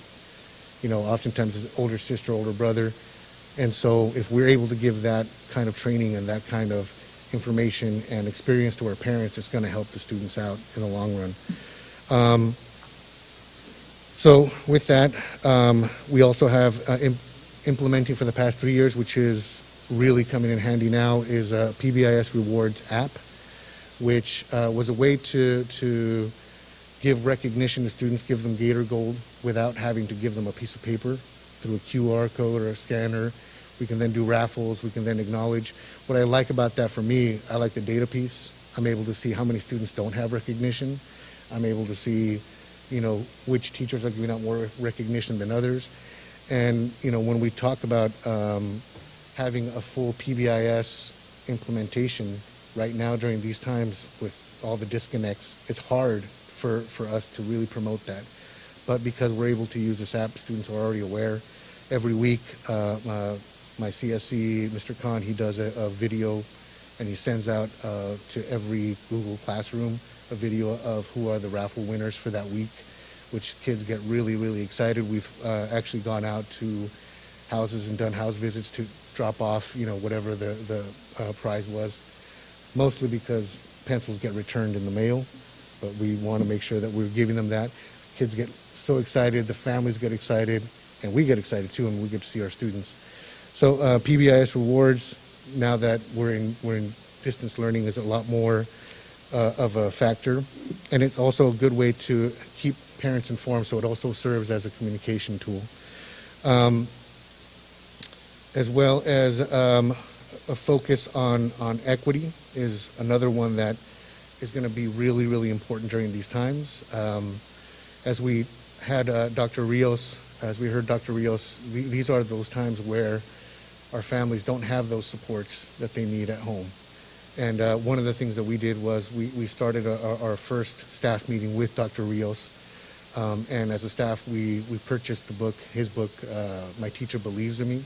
And we're doing a read together as a staff, because it's important that we remember that, you know, talking about equity is one thing, but living it and being it is another thing. And for us to be able to ingrain that into our culture, we have to make sure we have that shared understanding of how a teacher, how a staff member can really positively influence the lives of students, like Dr. Rios. So that is going to be an area that we're focusing on, and we're going to continue to focus on, because right now, as frustrations level grow higher, it's important for all staff members to remember the why and why we're here. And in addition, that goes really, really well with the resources from resilience that we're learning already, which again is kind of in that same vein of our students really need to make sure that all the adults on campus understand that there's a huge need and there's huge inequities, and how the school and the staff members can really turn that around for their students. Those are our major focuses. PLCs are still going to be a big staple and are still going strong. That's how we make sure that teachers are reflecting on their learning and how they're making sure that they're able to kind of do action research. Did this work? No, this didn't work. Okay, what else is going to work? Other things that we've been, again, not really changing the plan, but really zeroing in is on making sure that our teachers have the technical training as much as we can and access to those tools, those digital tools like Flipgrid, and that they know how to use it. Making sure that they're not just using Google Classroom, but they're using as many of those tools and strategies that are engaging students. Part of that was also investing in GLAD, and even though we've had investment in GLAD, the new training that they received this year was more on how to do this with distance learning and how to engage students. And there was a huge portion of teachers that were able to benefit from that, and we're planning to continue that through into the next couple of trimesters so that we have everybody trained in how to use these digital tools, and making sure that our students are able to get the best strategies that we can. The hard part is always going to be, how do we capture the data? How do we collect and assess when we have such a disconnect? And this is really redefining what it is to learn in the 21st century. We talked about so many times 21st century learning. This is it. Now we have to figure out what are the learning outcomes, and as we keep pushing ahead, I think we're getting closer and closer to that answer. Any questions? It's encouraging to hear you're focusing so much on the social emotional with the parents too. And I know that you've always had a really active parent-teacher club, PTC, over there. Mm-hmm. So you talked quite a bit about reaching out to the parents. Are the parents reaching out to you looking for guidance too? Are they coming? Because I would guess that they are, just from what I've seen. Yeah, and one of the cool things is our PTC is a very strong group. And I'm seeing they're starting to assemble again. And what I'm really trying to do is trying to push that group to bring in more people, because this school is the hub of that community, and we want to make sure that all of our resources are their resources. We definitely do have a lot of parents who are asking, like, what do we do with this? I don't know how to do this. And luckily we have a really great front office staff who's also really good at problem solving. I think Elsa knows how to fix every Chromebook out there, and she knows how to get onto every single Google. She's learning it, and she's saying, no, now you got to go in here. We're going to reset your password. We're going to get you back in. And yeah, parents are coming to us a lot for advice for how do I help my student. And luckily for us, we're really there for them, and they're able to really benefit from that. Yeah, just like we always say, Robla is the center of the community here. I think Len was the center of that neighborhood over there, and you brought a lot to it too, and I really appreciate that you're still doing it. It's a really great neighborhood school. Difficult times. Yeah, thank you. I have a few questions. You talked about focusing on students not showing up to class. Mm-hmm. Can you tell a little bit more about that and how that's going? Yeah. So that was something that we that's our biggest fear, right? We don't have students coming to school. We're already limited with the amount of time that we can have with them. So it really is, we have our attendance committee who's in charge of promotion. How do we do that positive piece? How do we do that? We're having, for example, perfect attendance. We're posting that now on Facebook, on social media. Ms. Cabras has perfect attendance every single day now. The students who are still not able to access, that's when we start going into that student fine system that Robla already has set up. where we're calling the parents. There's a student who lives across the street from the school. I've had to go to his house and tell him to log in, and we're definitely combing the community to make sure that when we can, we're going to get to those places where the students are. And we also know that oftentimes it's, parents don't have babysitting, or, parents have to go drop their student off somewhere else. And so, it really is a lot of investigation, but that number is so much smaller than it was even at the end of last year, because, we're definitely finding students are engaged a lot more. Our attendance is even better than at the end of last year.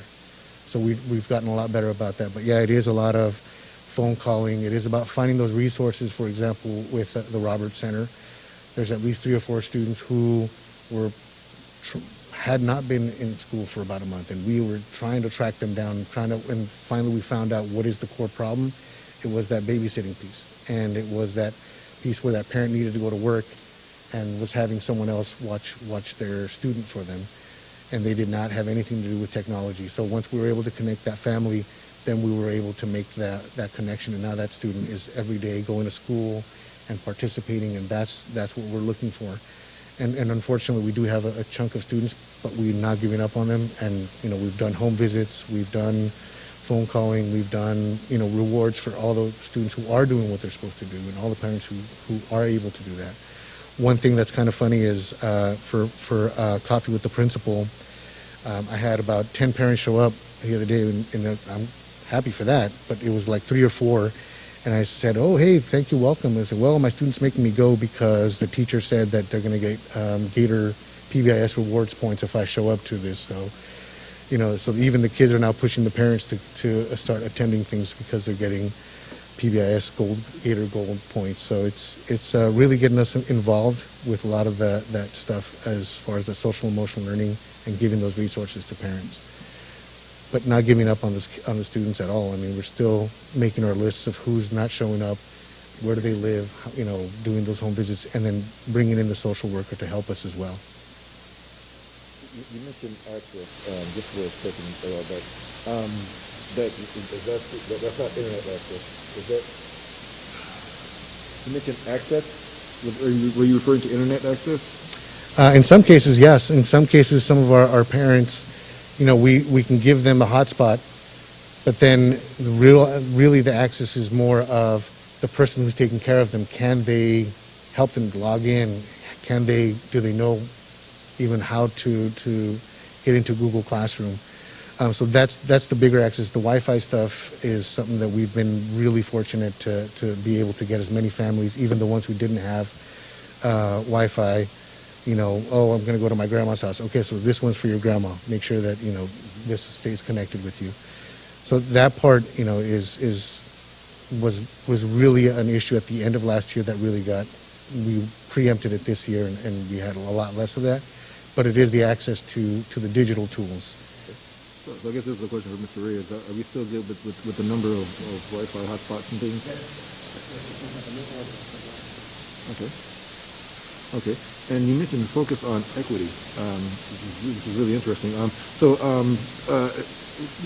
While you're focusing on that, what types of needs or supports have you noticed in that focus on making sure that equity isn't an issue? Have you noticed any needs or things that? Well, yeah. I mean, our entire community has got so many different needs. But I think one of the things that I really like about the work with Dr. Rios is he really is getting teachers grounded back into that why, and it's, for me, it's that access to instruction that I'm trying to make sure that there's that equity within that access of instruction, that 6th grade teacher is teaching the same as a 6th grade teacher, and that this student is getting the same as that. The one thing that I can say that there are students who have more, and there are students who have less, and we want to make sure that our staff is able to understand that divide sometimes has something to do with how students show up. The common one I hear is, well, they're not turning on their camera. And, as Dr. Rios explained, sometimes some of our students, they don't want to turn on their camera because they might not have, conditions that they would want to show, or they might not be in a place where they want to, show the rest of the class where they live, and having that access to their home. One of the things that I also do appreciate a lot is seeing so many families that come to get the lunch for their students. That has been a huge victory for us as far as how efficient that Meals on Wheels program is, and we get to see all the different parents coming to our school. And the cool thing I do get to see is also that we have access to curriculum for everyone, and that's another positive, that we don't have a student who doesn't have access to this or doesn't have this curriculum. The other things that obviously we're not seeing as much of support in is, how do we help the parents when they have to go to work? That's one of the biggest ones that we still are bumping into is, how do they cope with that? It's either they don't go to work, or what's that? Helping parents with childcare. I mean, if a parent has to go to work and leaving their student at home by themselves is not something that, a lot of parents are able to find a solution to. So that would be one big inequity that I still see is an issue here and probably everywhere else. So with the focus on equity, which I think is awesome, when you come across these needs and things like that, are you discussing it with the other sites and kind of, looking for common trends, or so just coming into a kind of common pool? Mm-hmm. One in particular that I was working with a little bit, and we're going to see if we can put our funds together with Taylor, but not until probably a little bit later on, to try to see if we can combine our parent groups and do some work with Dr. Rios and maybe some staff.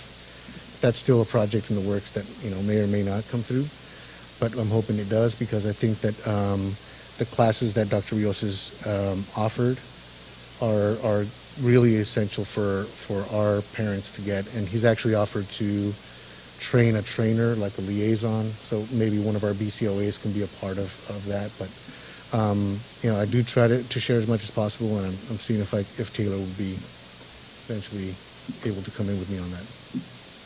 Yeah, because that's something I think that we would all love to hear, more of, when we get this information and see the trends and things like that. We'd love to hear more about that. I would. I imagine everyone else would. I hear what I'm saying, because when you think of equity, immediately in this internet distance learning, you immediately think, oh, they don't have a hotspot, they don't have internet, or maybe they don't have the device, etc. It's been very good that most school districts have been able to give all that. They've got the hotspots, they've got the devices, but when you get down and dig down, you find that this child's the babysitter doesn't have time. Mm-hmm. They might have other children, they don't have time. The equity thing is not in the technology. Mm-hmm. It's in the lifestyle. It's in how our families have to survive. That the very things they do. Is the equity issue. Even if you've got grandma taking care of the child and doesn't honestly know how to get on that computer and can't get to any place to help teach them, and then, staff tries to get creative. Well, we've even let me make you a video and send it to your phone, of how to do this. But that's what I'm finding is, now is the equity issue. It's like, oh, we've got a hotspot everywhere, we've got a device everywhere. But and then we've got so many single family homes where the parents working 2 jobs. There's no way physically that they could do home at school. And you know, there's that digital divide too, where you know, some of our Latino families, for example, my mom, you know, she's taking care of my nephews. She doesn't know how to navigate through the internet, the Wi-Fi. But my daughter at home, because I have knowledge, I have that capital of you know, knowing how to do this, I'm able to help her. And I find that in our community, that's big.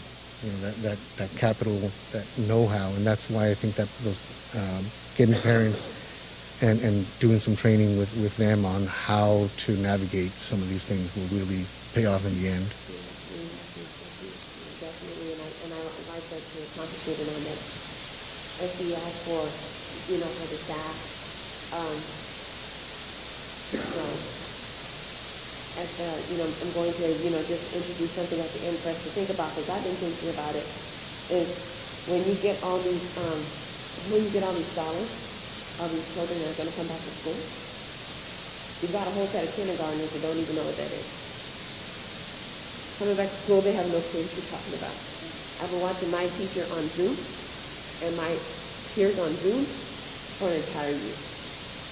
So I'm going to come back with a hunger and a need to connect, and that's all I'm going to want to do. I'm really not going to be thinking about the academics that hard, you know, and that's going to be a real thing. Yeah. And so, you know, we're going to have to think about, well, not just the kinders, but just everybody, all the kids who haven't had Social interaction. that they count on school for, and, you know, in other places that they just haven't had it.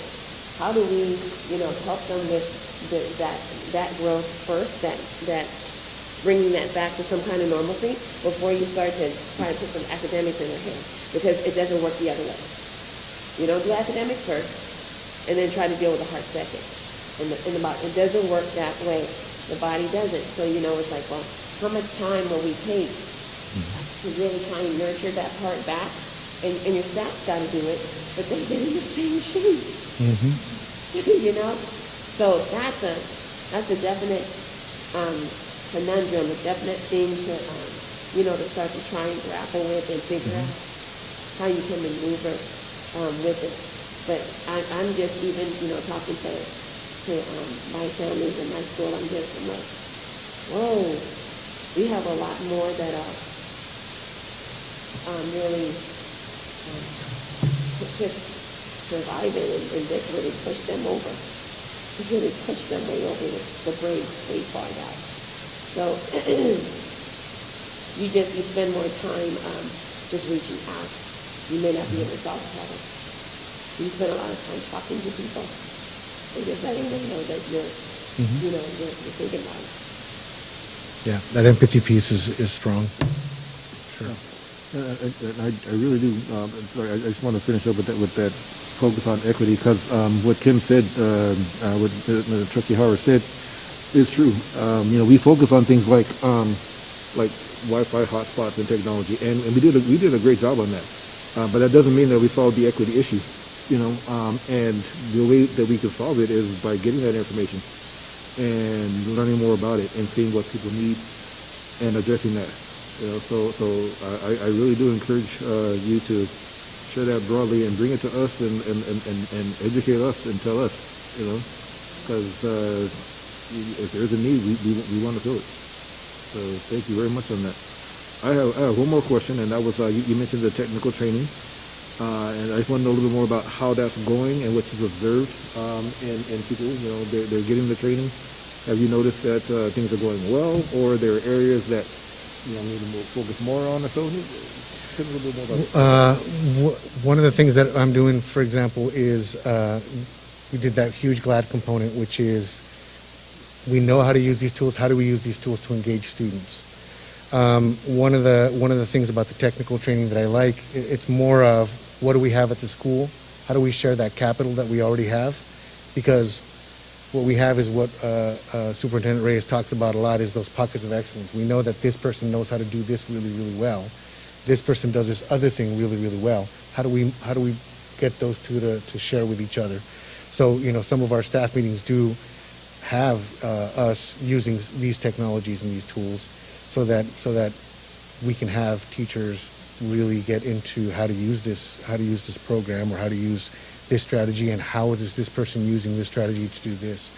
So, the one more hands-on training that I was talking about was GLAD, and that one is one that is going to continue to go on. And I have noticed that when they have that opportunity to play with, or do lessons with, or even collaborate with another person, and this new tool that they use, or using this tool in a certain way.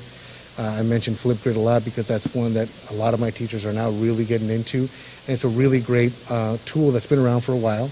Last year I had a teacher who used it with a student who couldn't read in third grade.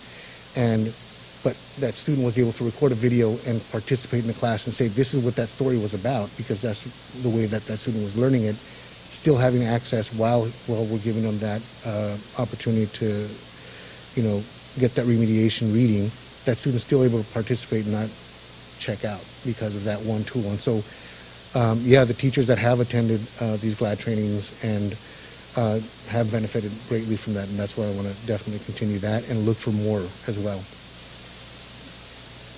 Thank you. Other questions? Thank you very much. Thank you.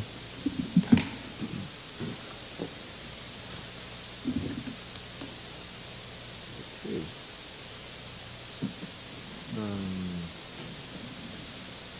Next, we will have an attendance and enrollment report. And that comes from Mr. Gerardo Castillo. And we'll start that in just a minute.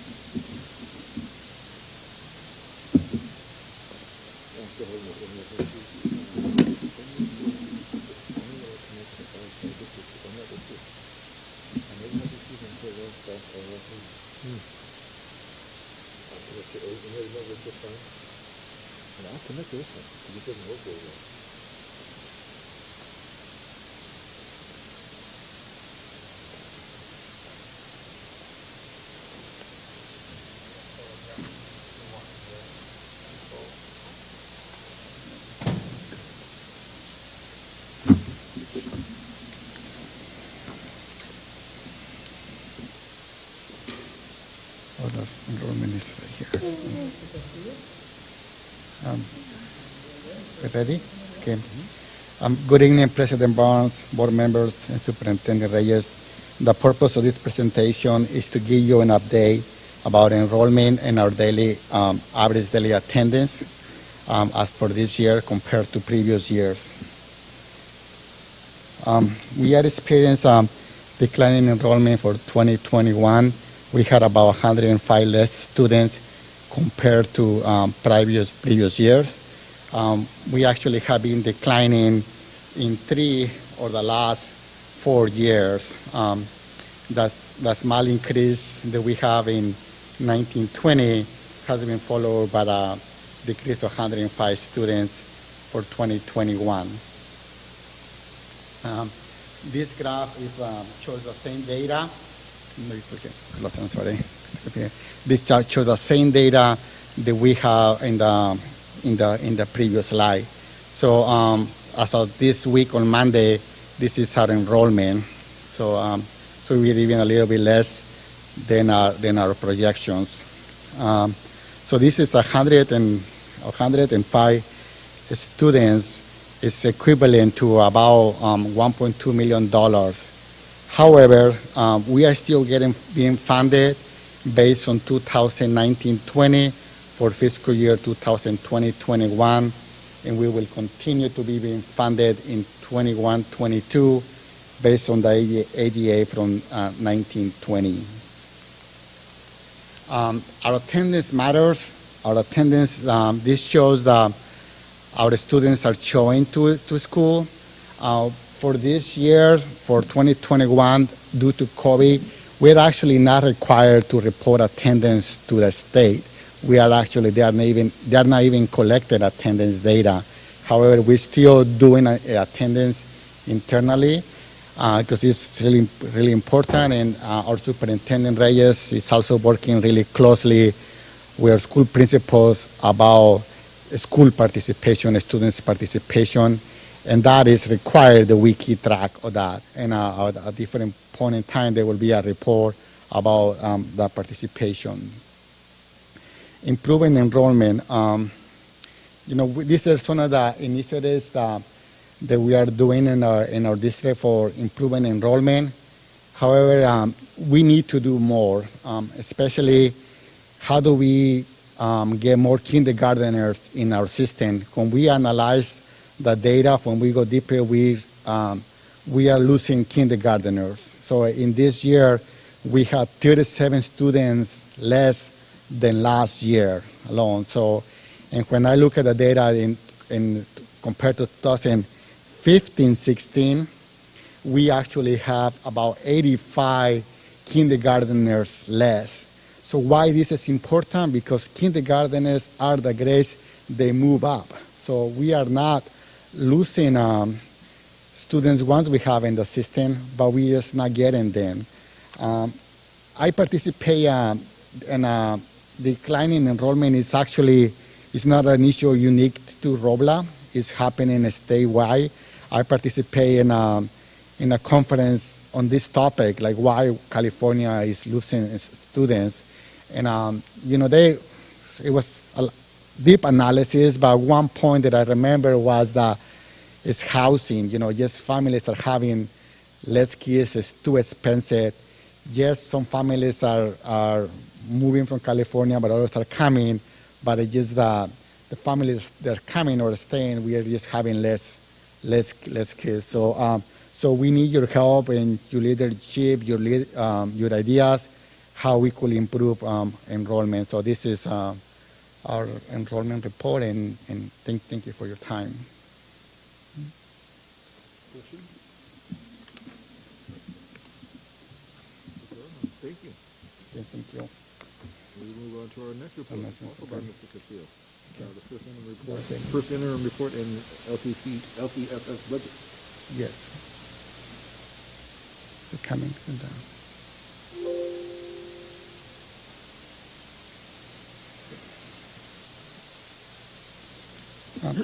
Good evening, President Barnes, board members, and Superintendent Reyes again. We are presenting the 2020 first interim and the local control funding formula budget overview for parents.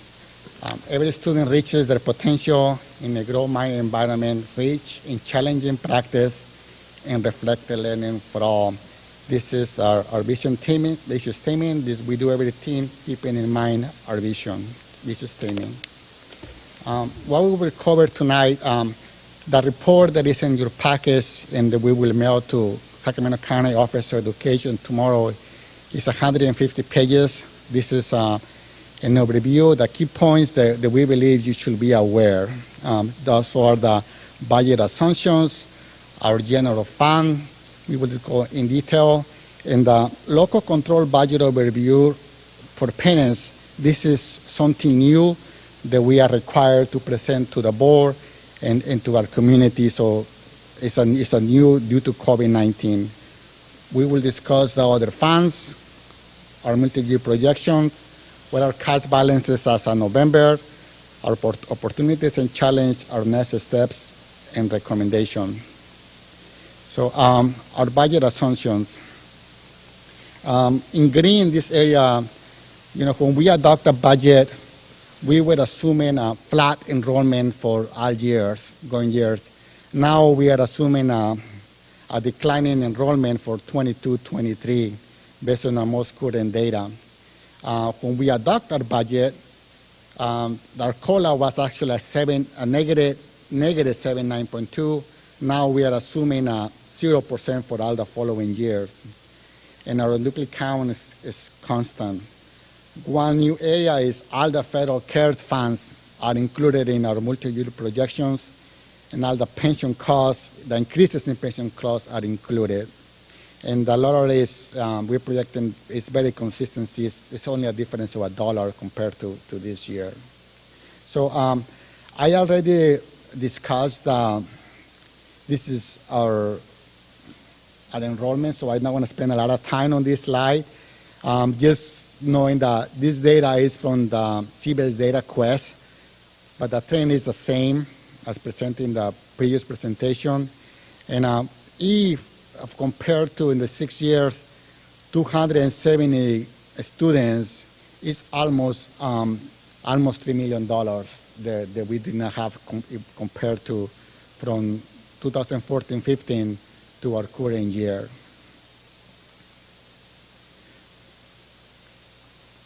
So this is our general fund revenues.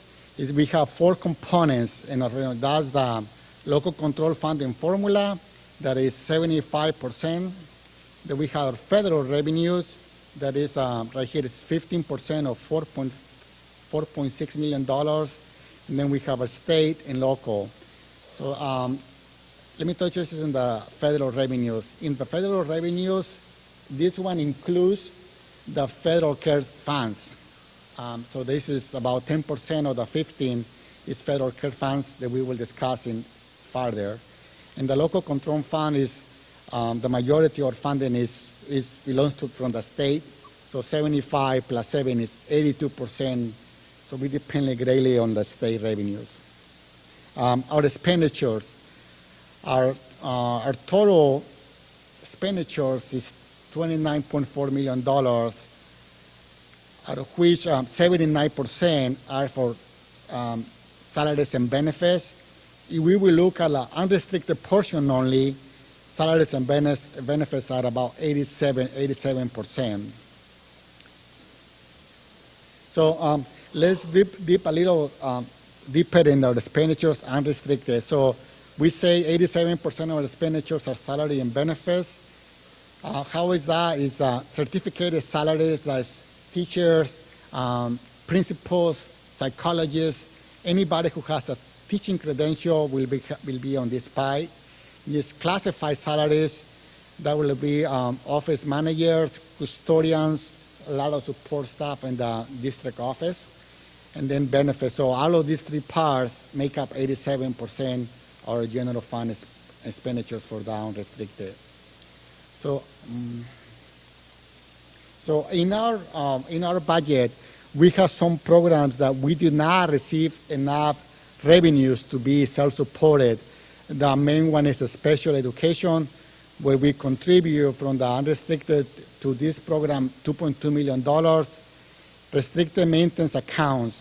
For many, when local control funding formula started, districts no longer receive money for deferred maintenance. It's included in that, and 3% of the local control funding formula has to be for maintenance of our buildings. So it's so as a total, we have almost $3.4 million from the general fund unrestricted contributes to these programs.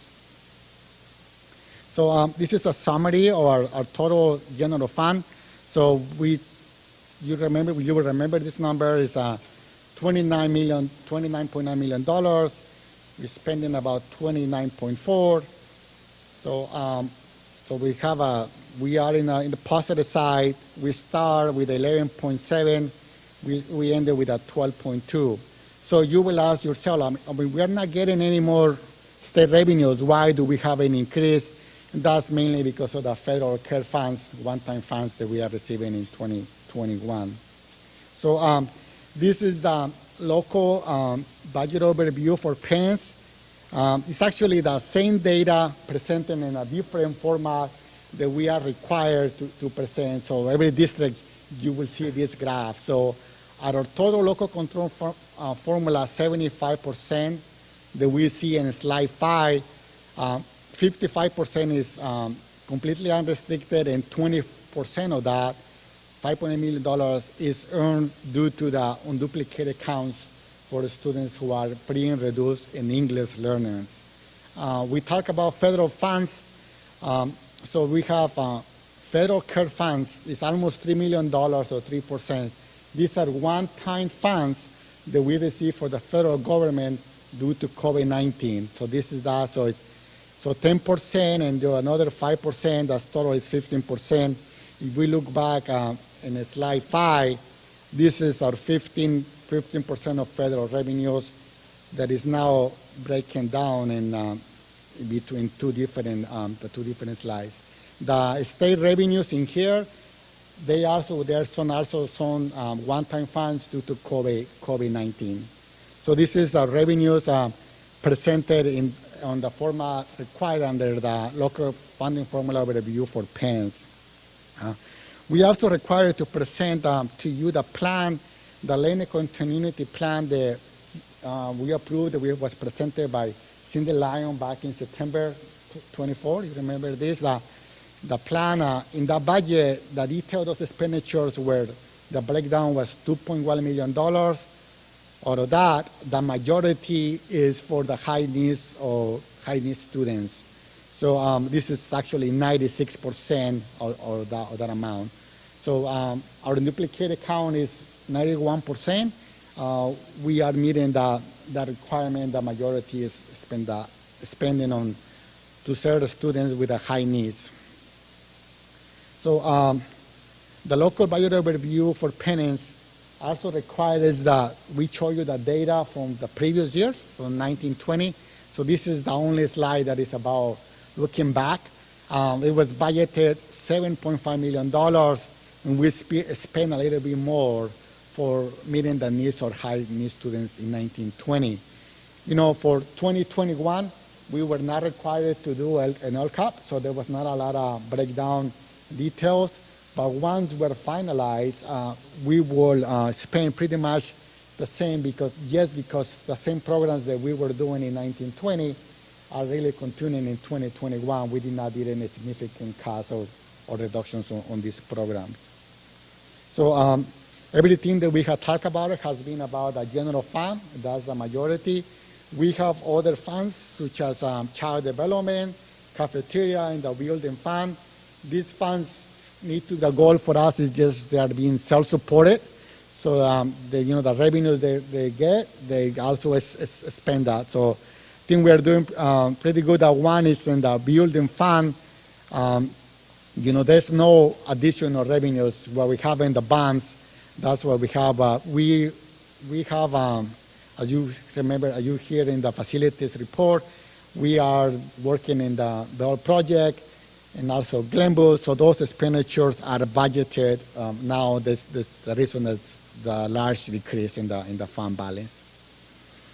One other large increase is actually in the county school. This one right here. So right here, the bond interest and redemption funds. We really don't keep track of those funds in our district. It's keep track by the county.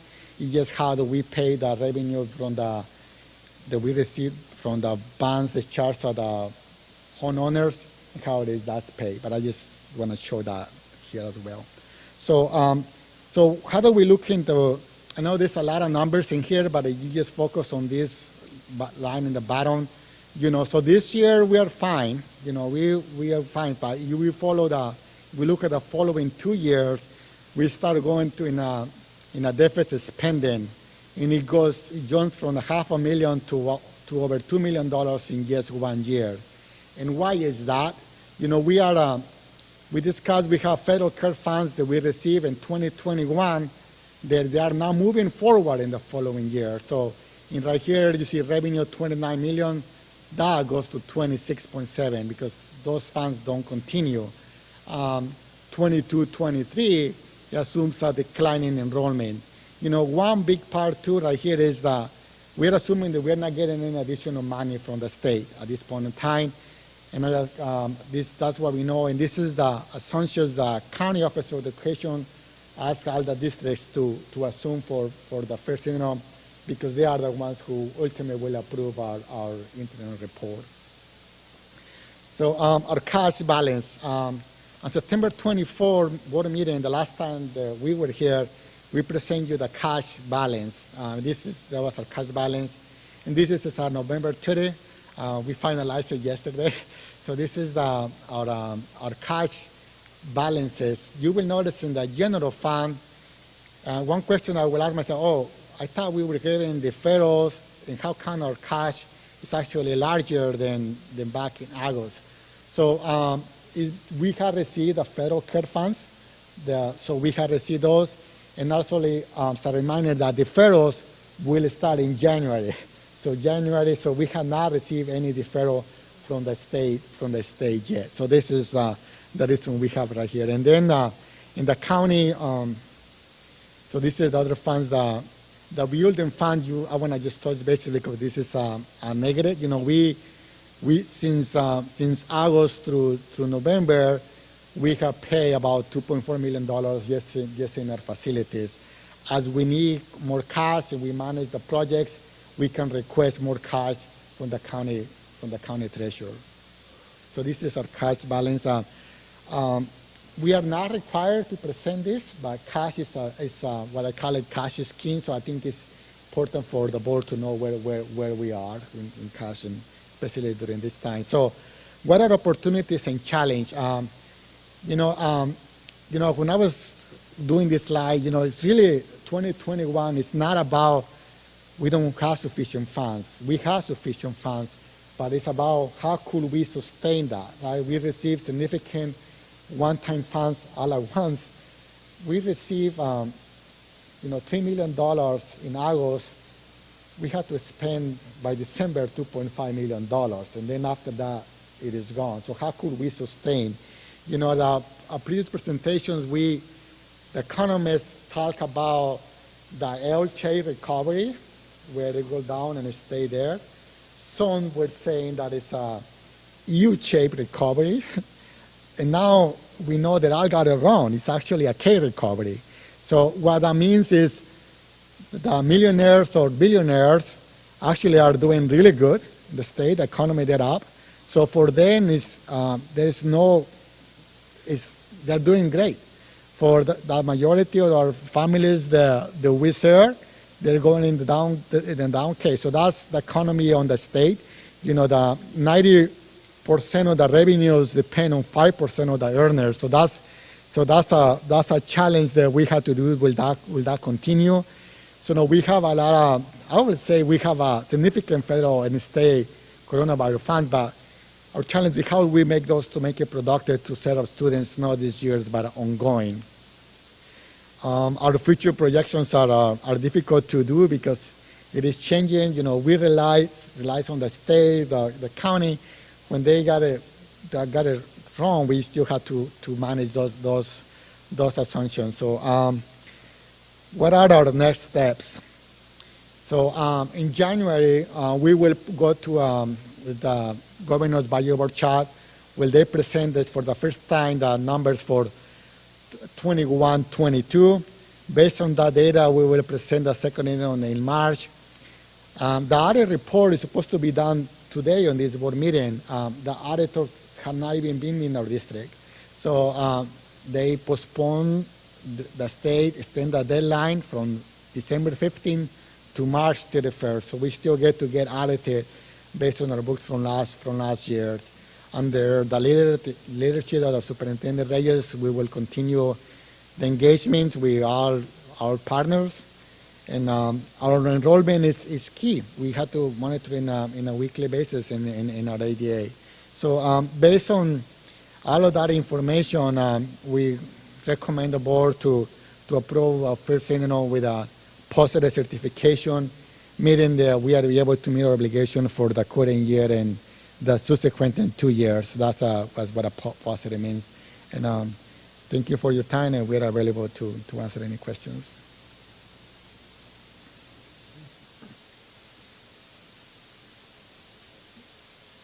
Questions? I have one. So basically, what I'm gleaning from this is that Can't hear you over here. sorry. Basically, what I'm gleaning from this is that we're okay for now, but we've got some tough decisions coming up, and we really need to be watching that. So that's basically what I'm gleaning from this. It's not really a question; it's more of a comment. Any other questions, comments? Well, one, thank you for defining K-shaped recovery, because I've heard that probably 24 times over the last couple of months, and I had no idea what it meant. So, and I also appreciate you pointing out how that ties to our state revenues, because as you said, we have a budget or a system that's heavily based on the investment class, which, despite the fact that most people are not doing very well, the investment class has been doing better than most. And so that's really done a lot to kind of keep revenues up in California. But as you said, we don't know how long that is going to continue, especially since that usually fluctuates on a 7-year cycle, and we're way past we're way past normally where they hit a bear market. The declining enrollment, I believe that some of that has to do with COVID, but I still see the infill development that's taking place in the district, and I gotta believe that's going to start to come back. One question I had, and I know you weren't here at the time, so I don't know if you remember when it was, but when did the LCFF, when was it fully funded for us? Do you know what year that was? Yeah, that was in last year. It was fully funded. It was in 1819. 1819. So after that, after that, we were getting not just the COLA, but we were getting the cover the gap. Right, then after that, we start getting the 1819 was when it's fully. So when you talked about the $2 million less, was that $2 million less than we were getting when our enrollment was that much higher, or is that just the difference between what our enrollment was then? If we had the enrollment that we had in 2014-15, today we would see a budget of about $2 million more. Right. So yes. The last the latter. Okay, that's yes. what I. So I just that's what I thought. Based on our funding rate from today. Yes. Okay. The Do we know latter. if there's any discussions? I mean, in terms of protecting districts or helping districts deal with the effects of declining enrollment, So yes. relating to COVID? So yes. So normally it is we can use prior year when a district is in declining enrollment. We get funded based on prior year, but this year we had 2 years. So we have 22, and 23, fiscal year 22, 23. We're still gonna get funded based on 1920. So I remember I mentioned that we're not even reporting attendance ADA for this year because they are using 1920 ADA. So because the majority of this, so that's how the state is helping us. So we have, in my mind, we have this year, the following year, to work towards increasing the enrollment for 22, 23. So once the current year is greater than 22, 23, then we will get based on the greater of the two. So that's. Okay. What if we were positive? I'm sorry. No. Go ahead, 'cause I think we have the same Just question. theoretically, if we had more ADA than we had, would we still revert back to? No. So if we 19? have more, we get the additional, right? So if we differ more, so the state changed that because some districts say, wait a minute, you are hurting us, right? So very few, the majority are declining, but some few, they said we have more expenditures. So why you paying them? So those districts had to file a waiver, and they get funded based on their current year ADA. Okay. So, Yeah, that was my question. yes. So this is they have a yeah. Mm-hmm. Thank you.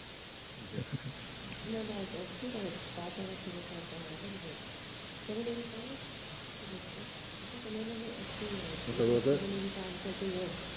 Listening to the district, they're saying that going back on even if NDA is not funding their growth because they are growing, some districts are growing instead of declining. So the previous statement that our assembly made and returning those. Yes. Those districts was very Few. Yes. they're actually Yes. instead of declining, and when they got any funds for their growth, Yeah. that so they had to, try to Yes. change that. Correct. Yeah. That was an amendment to, yes. I forgot the name of the bill, but yes. What would we need to increase the ADA to turn on the heat in this building? So, yeah. I'm joking. Yeah. Other questions or comments? Thank you, Mr. Castillo. Okay, thank you so much. you. Thank you. And thank you, Ms. Howard, for all your time. Thank you. Thank you.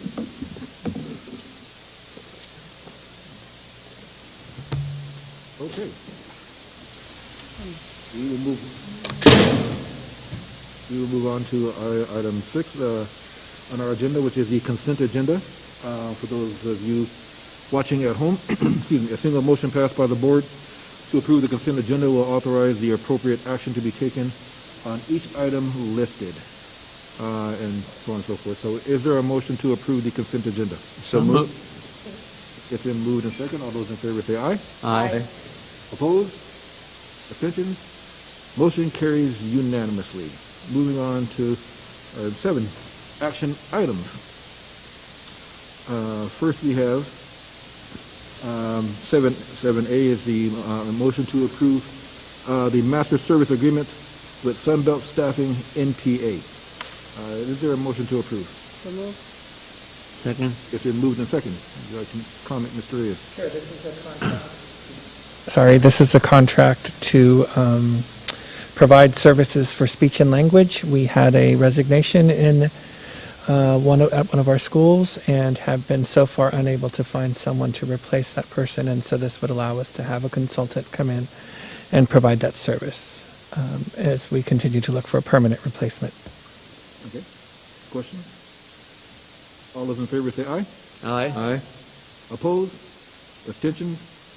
Motion carries unanimously. Item 7B, motion to approve Taylor Street School FPSA for 2020 and 2020 for the 2020-2021 school year. Is there a motion to approve? So moved. It's been moved and second. Any comments? All those in favor say aye. Aye. Opposed? Abstentions? Motion carries unanimously. Item 7C, motion to approve comprehensive school safety plan for 2020 to 2023. Is there a motion to approve? So moved. Second. If you're moved in second. Comment? There is a requirement that we bring this plan before the board every school year. The board approved this plan last year. There have been no changes to the plan. Obviously, in the future, that may happen, that we need to make changes to the safety plan, but currently it is status quo, and we just simply need this action on record. Question, is every year whatever it's going to changes? Well, I'm sorry, for every period of time that it's spelled for. Okay. All those in favor say aye. Aye. Opposed? Abstentions? Motion carries unanimously. Item 7D, motion to approve Robla Strategic Arts Plan. So moved. It's been moved and second. Any comment? It was presented to the board last month. All those in favor say aye. Aye. Opposed? Abstention? Motion carries unanimously. You missed a great presentation on that one. I think you would have been part of that one.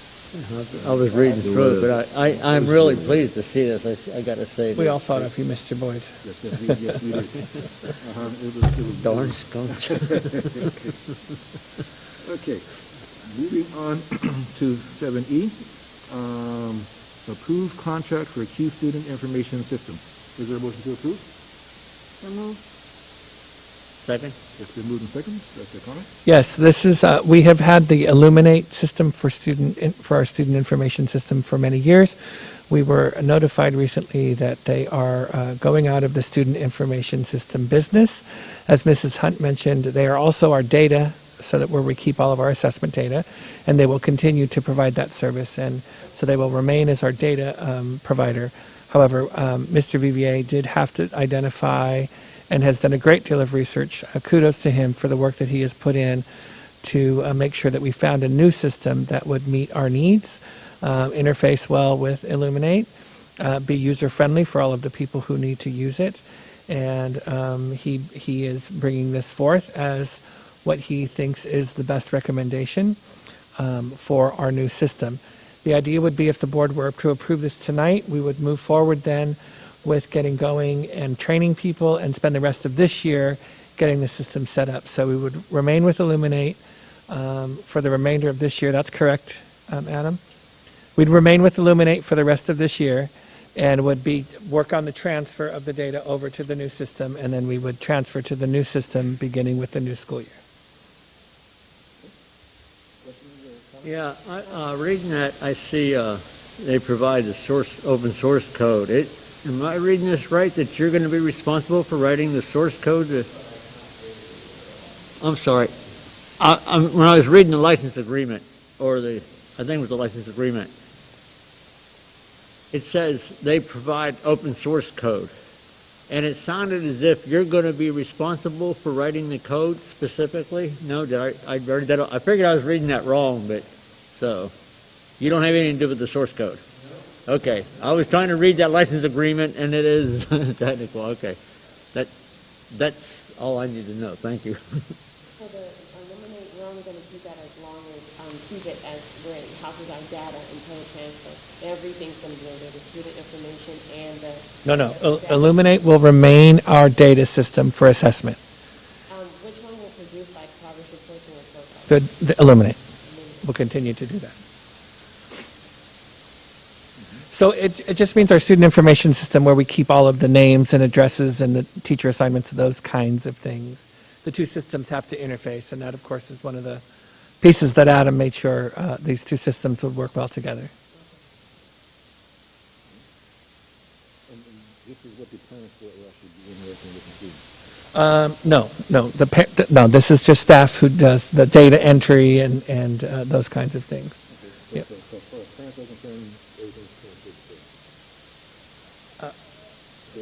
I'm in what way? The parent interface? Parent portal? Yeah. Oh, yes, that's an Illuminate. That's correct. Okay. Other questions, comments, concerns? Okay, we'll move to a vote. All those in favor say aye. Aye. Opposed? Abstentions? Motion carries unanimously. 7F, approve the positive certification of the 2020-2021 first interim report and the LCFF budget overview for parents. So moved. Second? Been moved and second. All those in favor say aye. Aye. Opposed? Abstentions?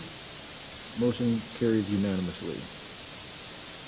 7G, approve the contract with PBK for air quality and HVAC inspection services. Is there a motion to approve? So moved. Been moved and second. Would you like to- Yeah, sure. As the board is aware, this is an activity that we have agreed is necessary for us to open our schools safely. And so actually, Mrs. Sullivan is the one who did most of the work on this, found a company who can provide this service and will do this analysis of our air quality before we open our schools. And so this is that contract. And we've talked about this as part of our plan. Questions, comments? Is this being funded out of bond money or general fund? General fund. All those in favor say aye. Aye. Opposed? Abstentions? Motion carries unanimously. 7H, approve the agreement of Douglas Equipment Restaurant and Food Store Company to purchase and install a walk-in cooler in Glenwood Elementary School. Is there a motion to approve? Been moved and second. Any comments on that? This has been long in coming. We have been sorely inadequate in our storage space, in our cooler space. So this is refrigeration and freezer at Glenwood. I think once upon a time when that school was built, it really was, I think our meals were really much more about frozen items, and so we didn't need a lot of space to do that. And now that we are trying to serve fresher food and we need to refrigerate produce and those kinds of things, our needs have absolutely changed. And so this has been something we've been trying to make happen for some time, and we're really pleased to bring this forward and make it part of the work that we're doing at Glenwood School. Questions, comments, concerns? All those in favor say aye. Aye. Aye. Opposed? Abstentions? Motion carries unanimously. And for these last two motions, I would like to take them out of order. If there are no agreements, I will take J first. if there are no disagreements, I mean. So moving on to 7J. Motion to approve the Twig Education Science Proposal Contract. So moved. Second? It's been moved and seconded. I imagine there are no questions. Are there?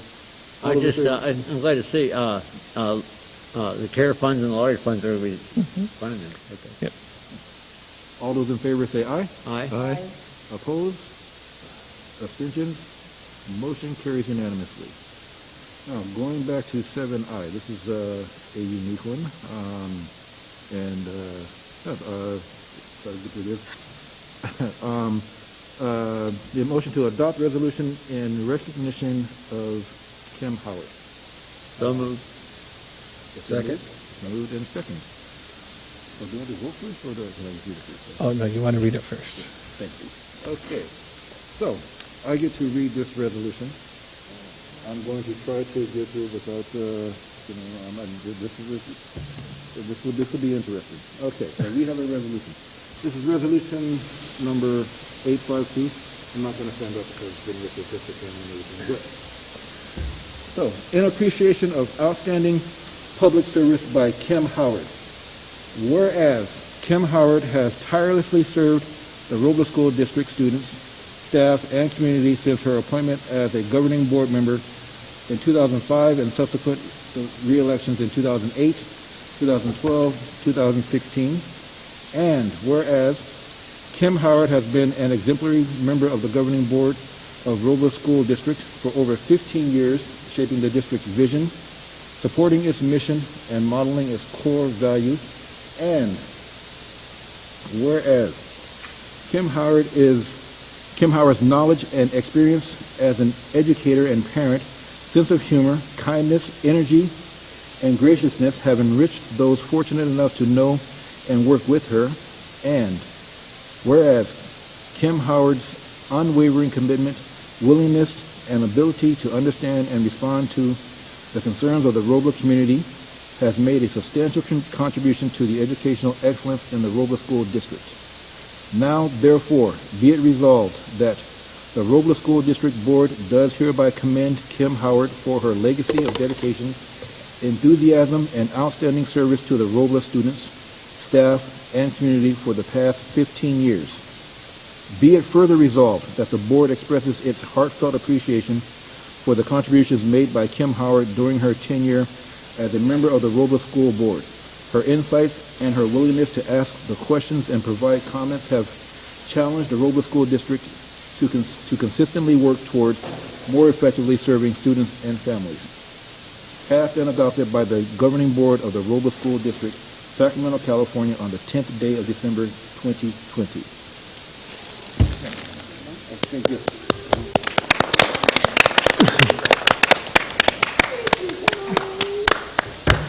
And so we have the resolution and a gift for you.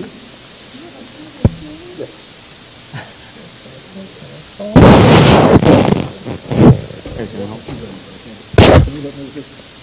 I can walk you through doing it. Can't do that. So.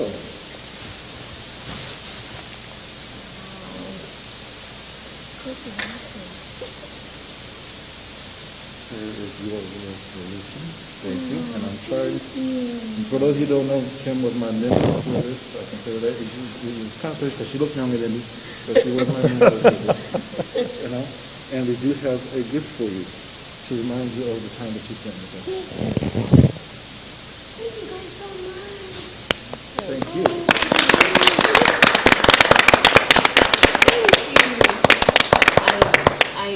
I said it in the last meeting, that I'm proud to have been a part of Robla. It is, it has helped me to grow so much. And you say my experience that I bring to Robla, but it has helped me to grow that experience and to have a much more rounded idea and learning about what education is and what it could be and how rewarding it is to be able to help our future, that's going to lead our country someday. And definitely I've learned so much from the past board members, past superintendents of Robla, and especially my current trustee, fellow trustees. You've been a great support, and I'm going to be around. I'm not going anywhere. But it's, when it's a little changing of the guards, it's a new experience.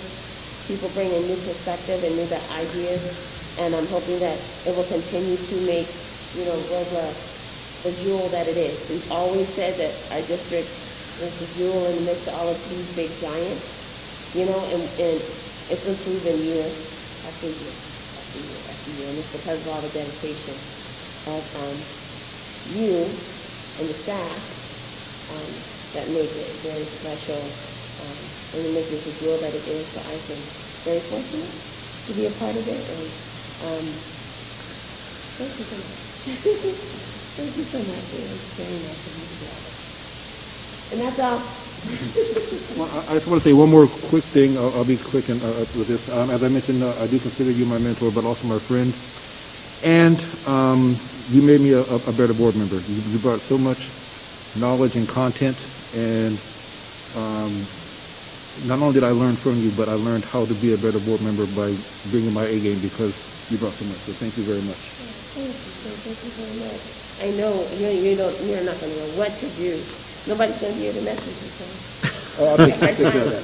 I'll take care of that. You know what? I will tell you, it's we came on the board about the same time, same year. It has been a blessing to watch you grow as a board member and to watch you help me and help the other board members grow as board members.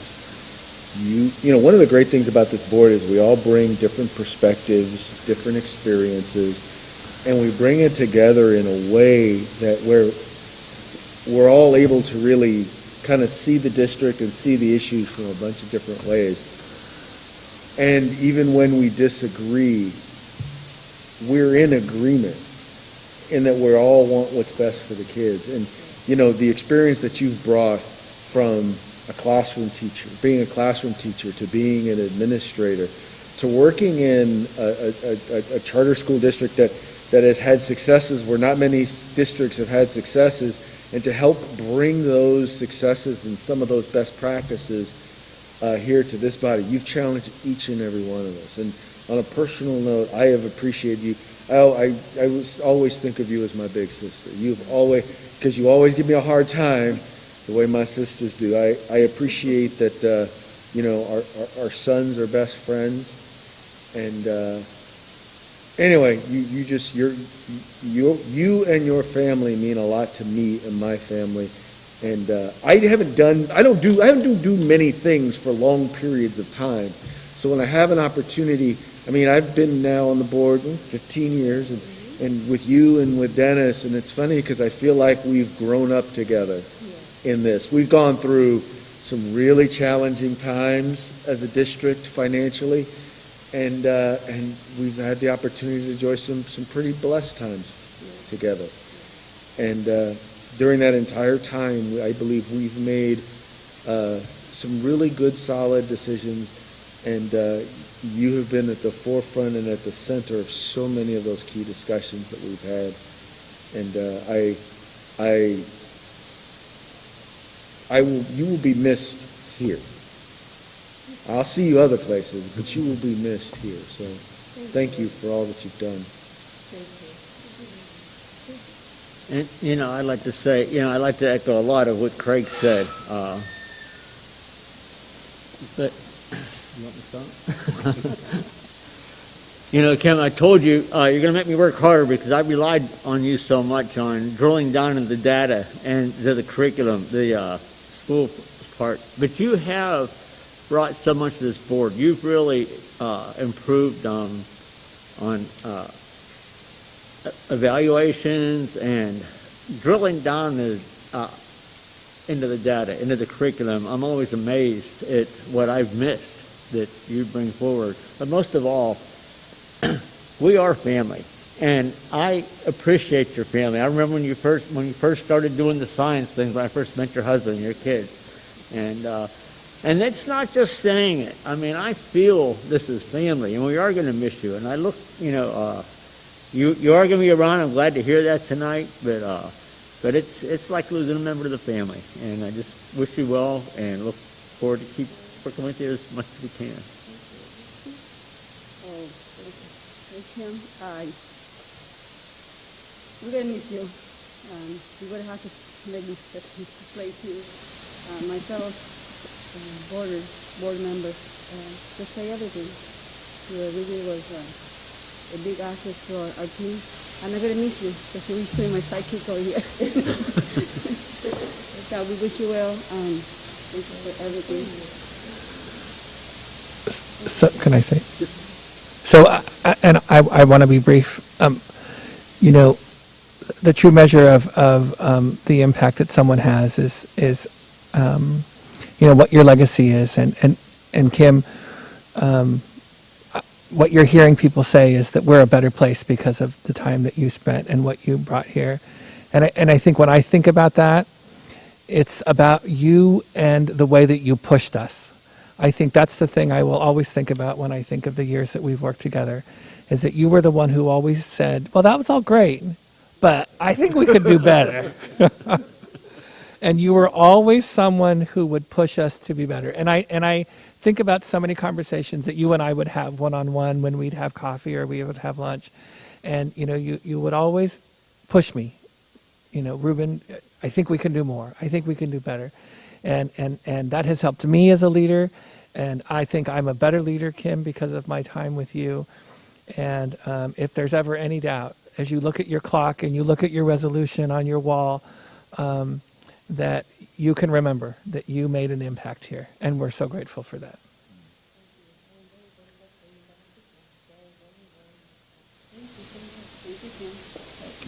One of the reasons why I've enjoyed being on this board is because of what you're seeing here and just how well we all get along. I mean, I don't know if there is another board out there that gets along as well as we do. And not saying that we don't disagree, because we have obviously had our disagreements. But if there's a board out there that gets along better than us, then I'd be hard pressed to find it. And I've really enjoyed that, and I really enjoy what you have brought. That being said, we do have to pass this resolution. All those in favor say aye. Aye. Opposed? Abstentions? Motion carries unanimously.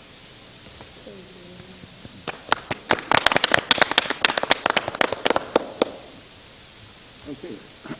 We'll move on to item 8, future board member requests for agenda items and reports. And this is our last time with this board, but I will go through. Trustee Howard.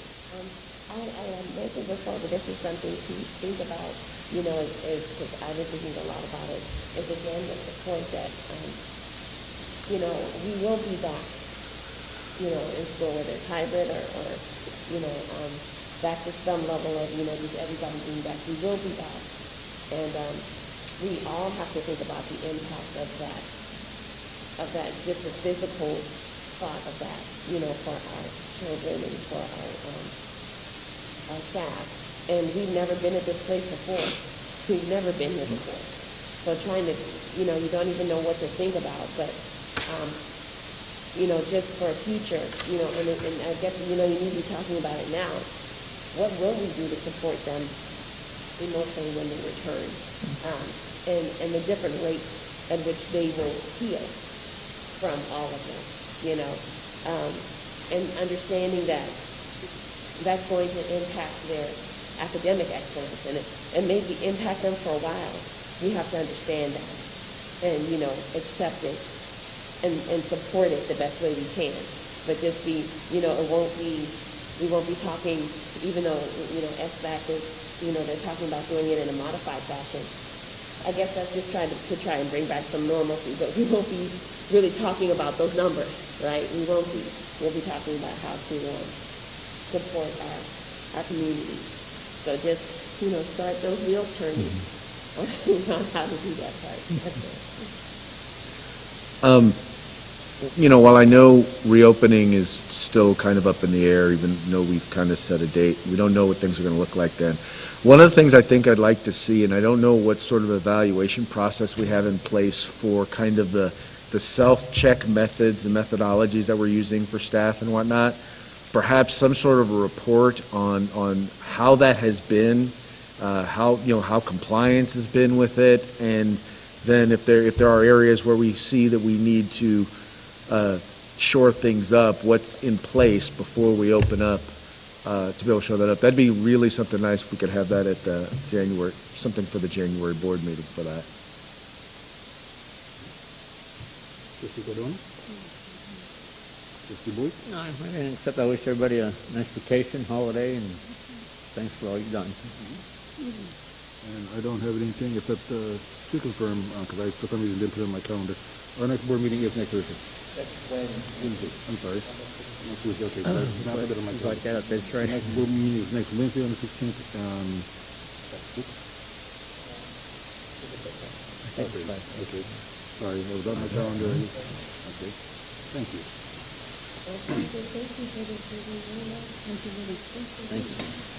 Thank you. With that being said, this meeting and this board has been adjourned.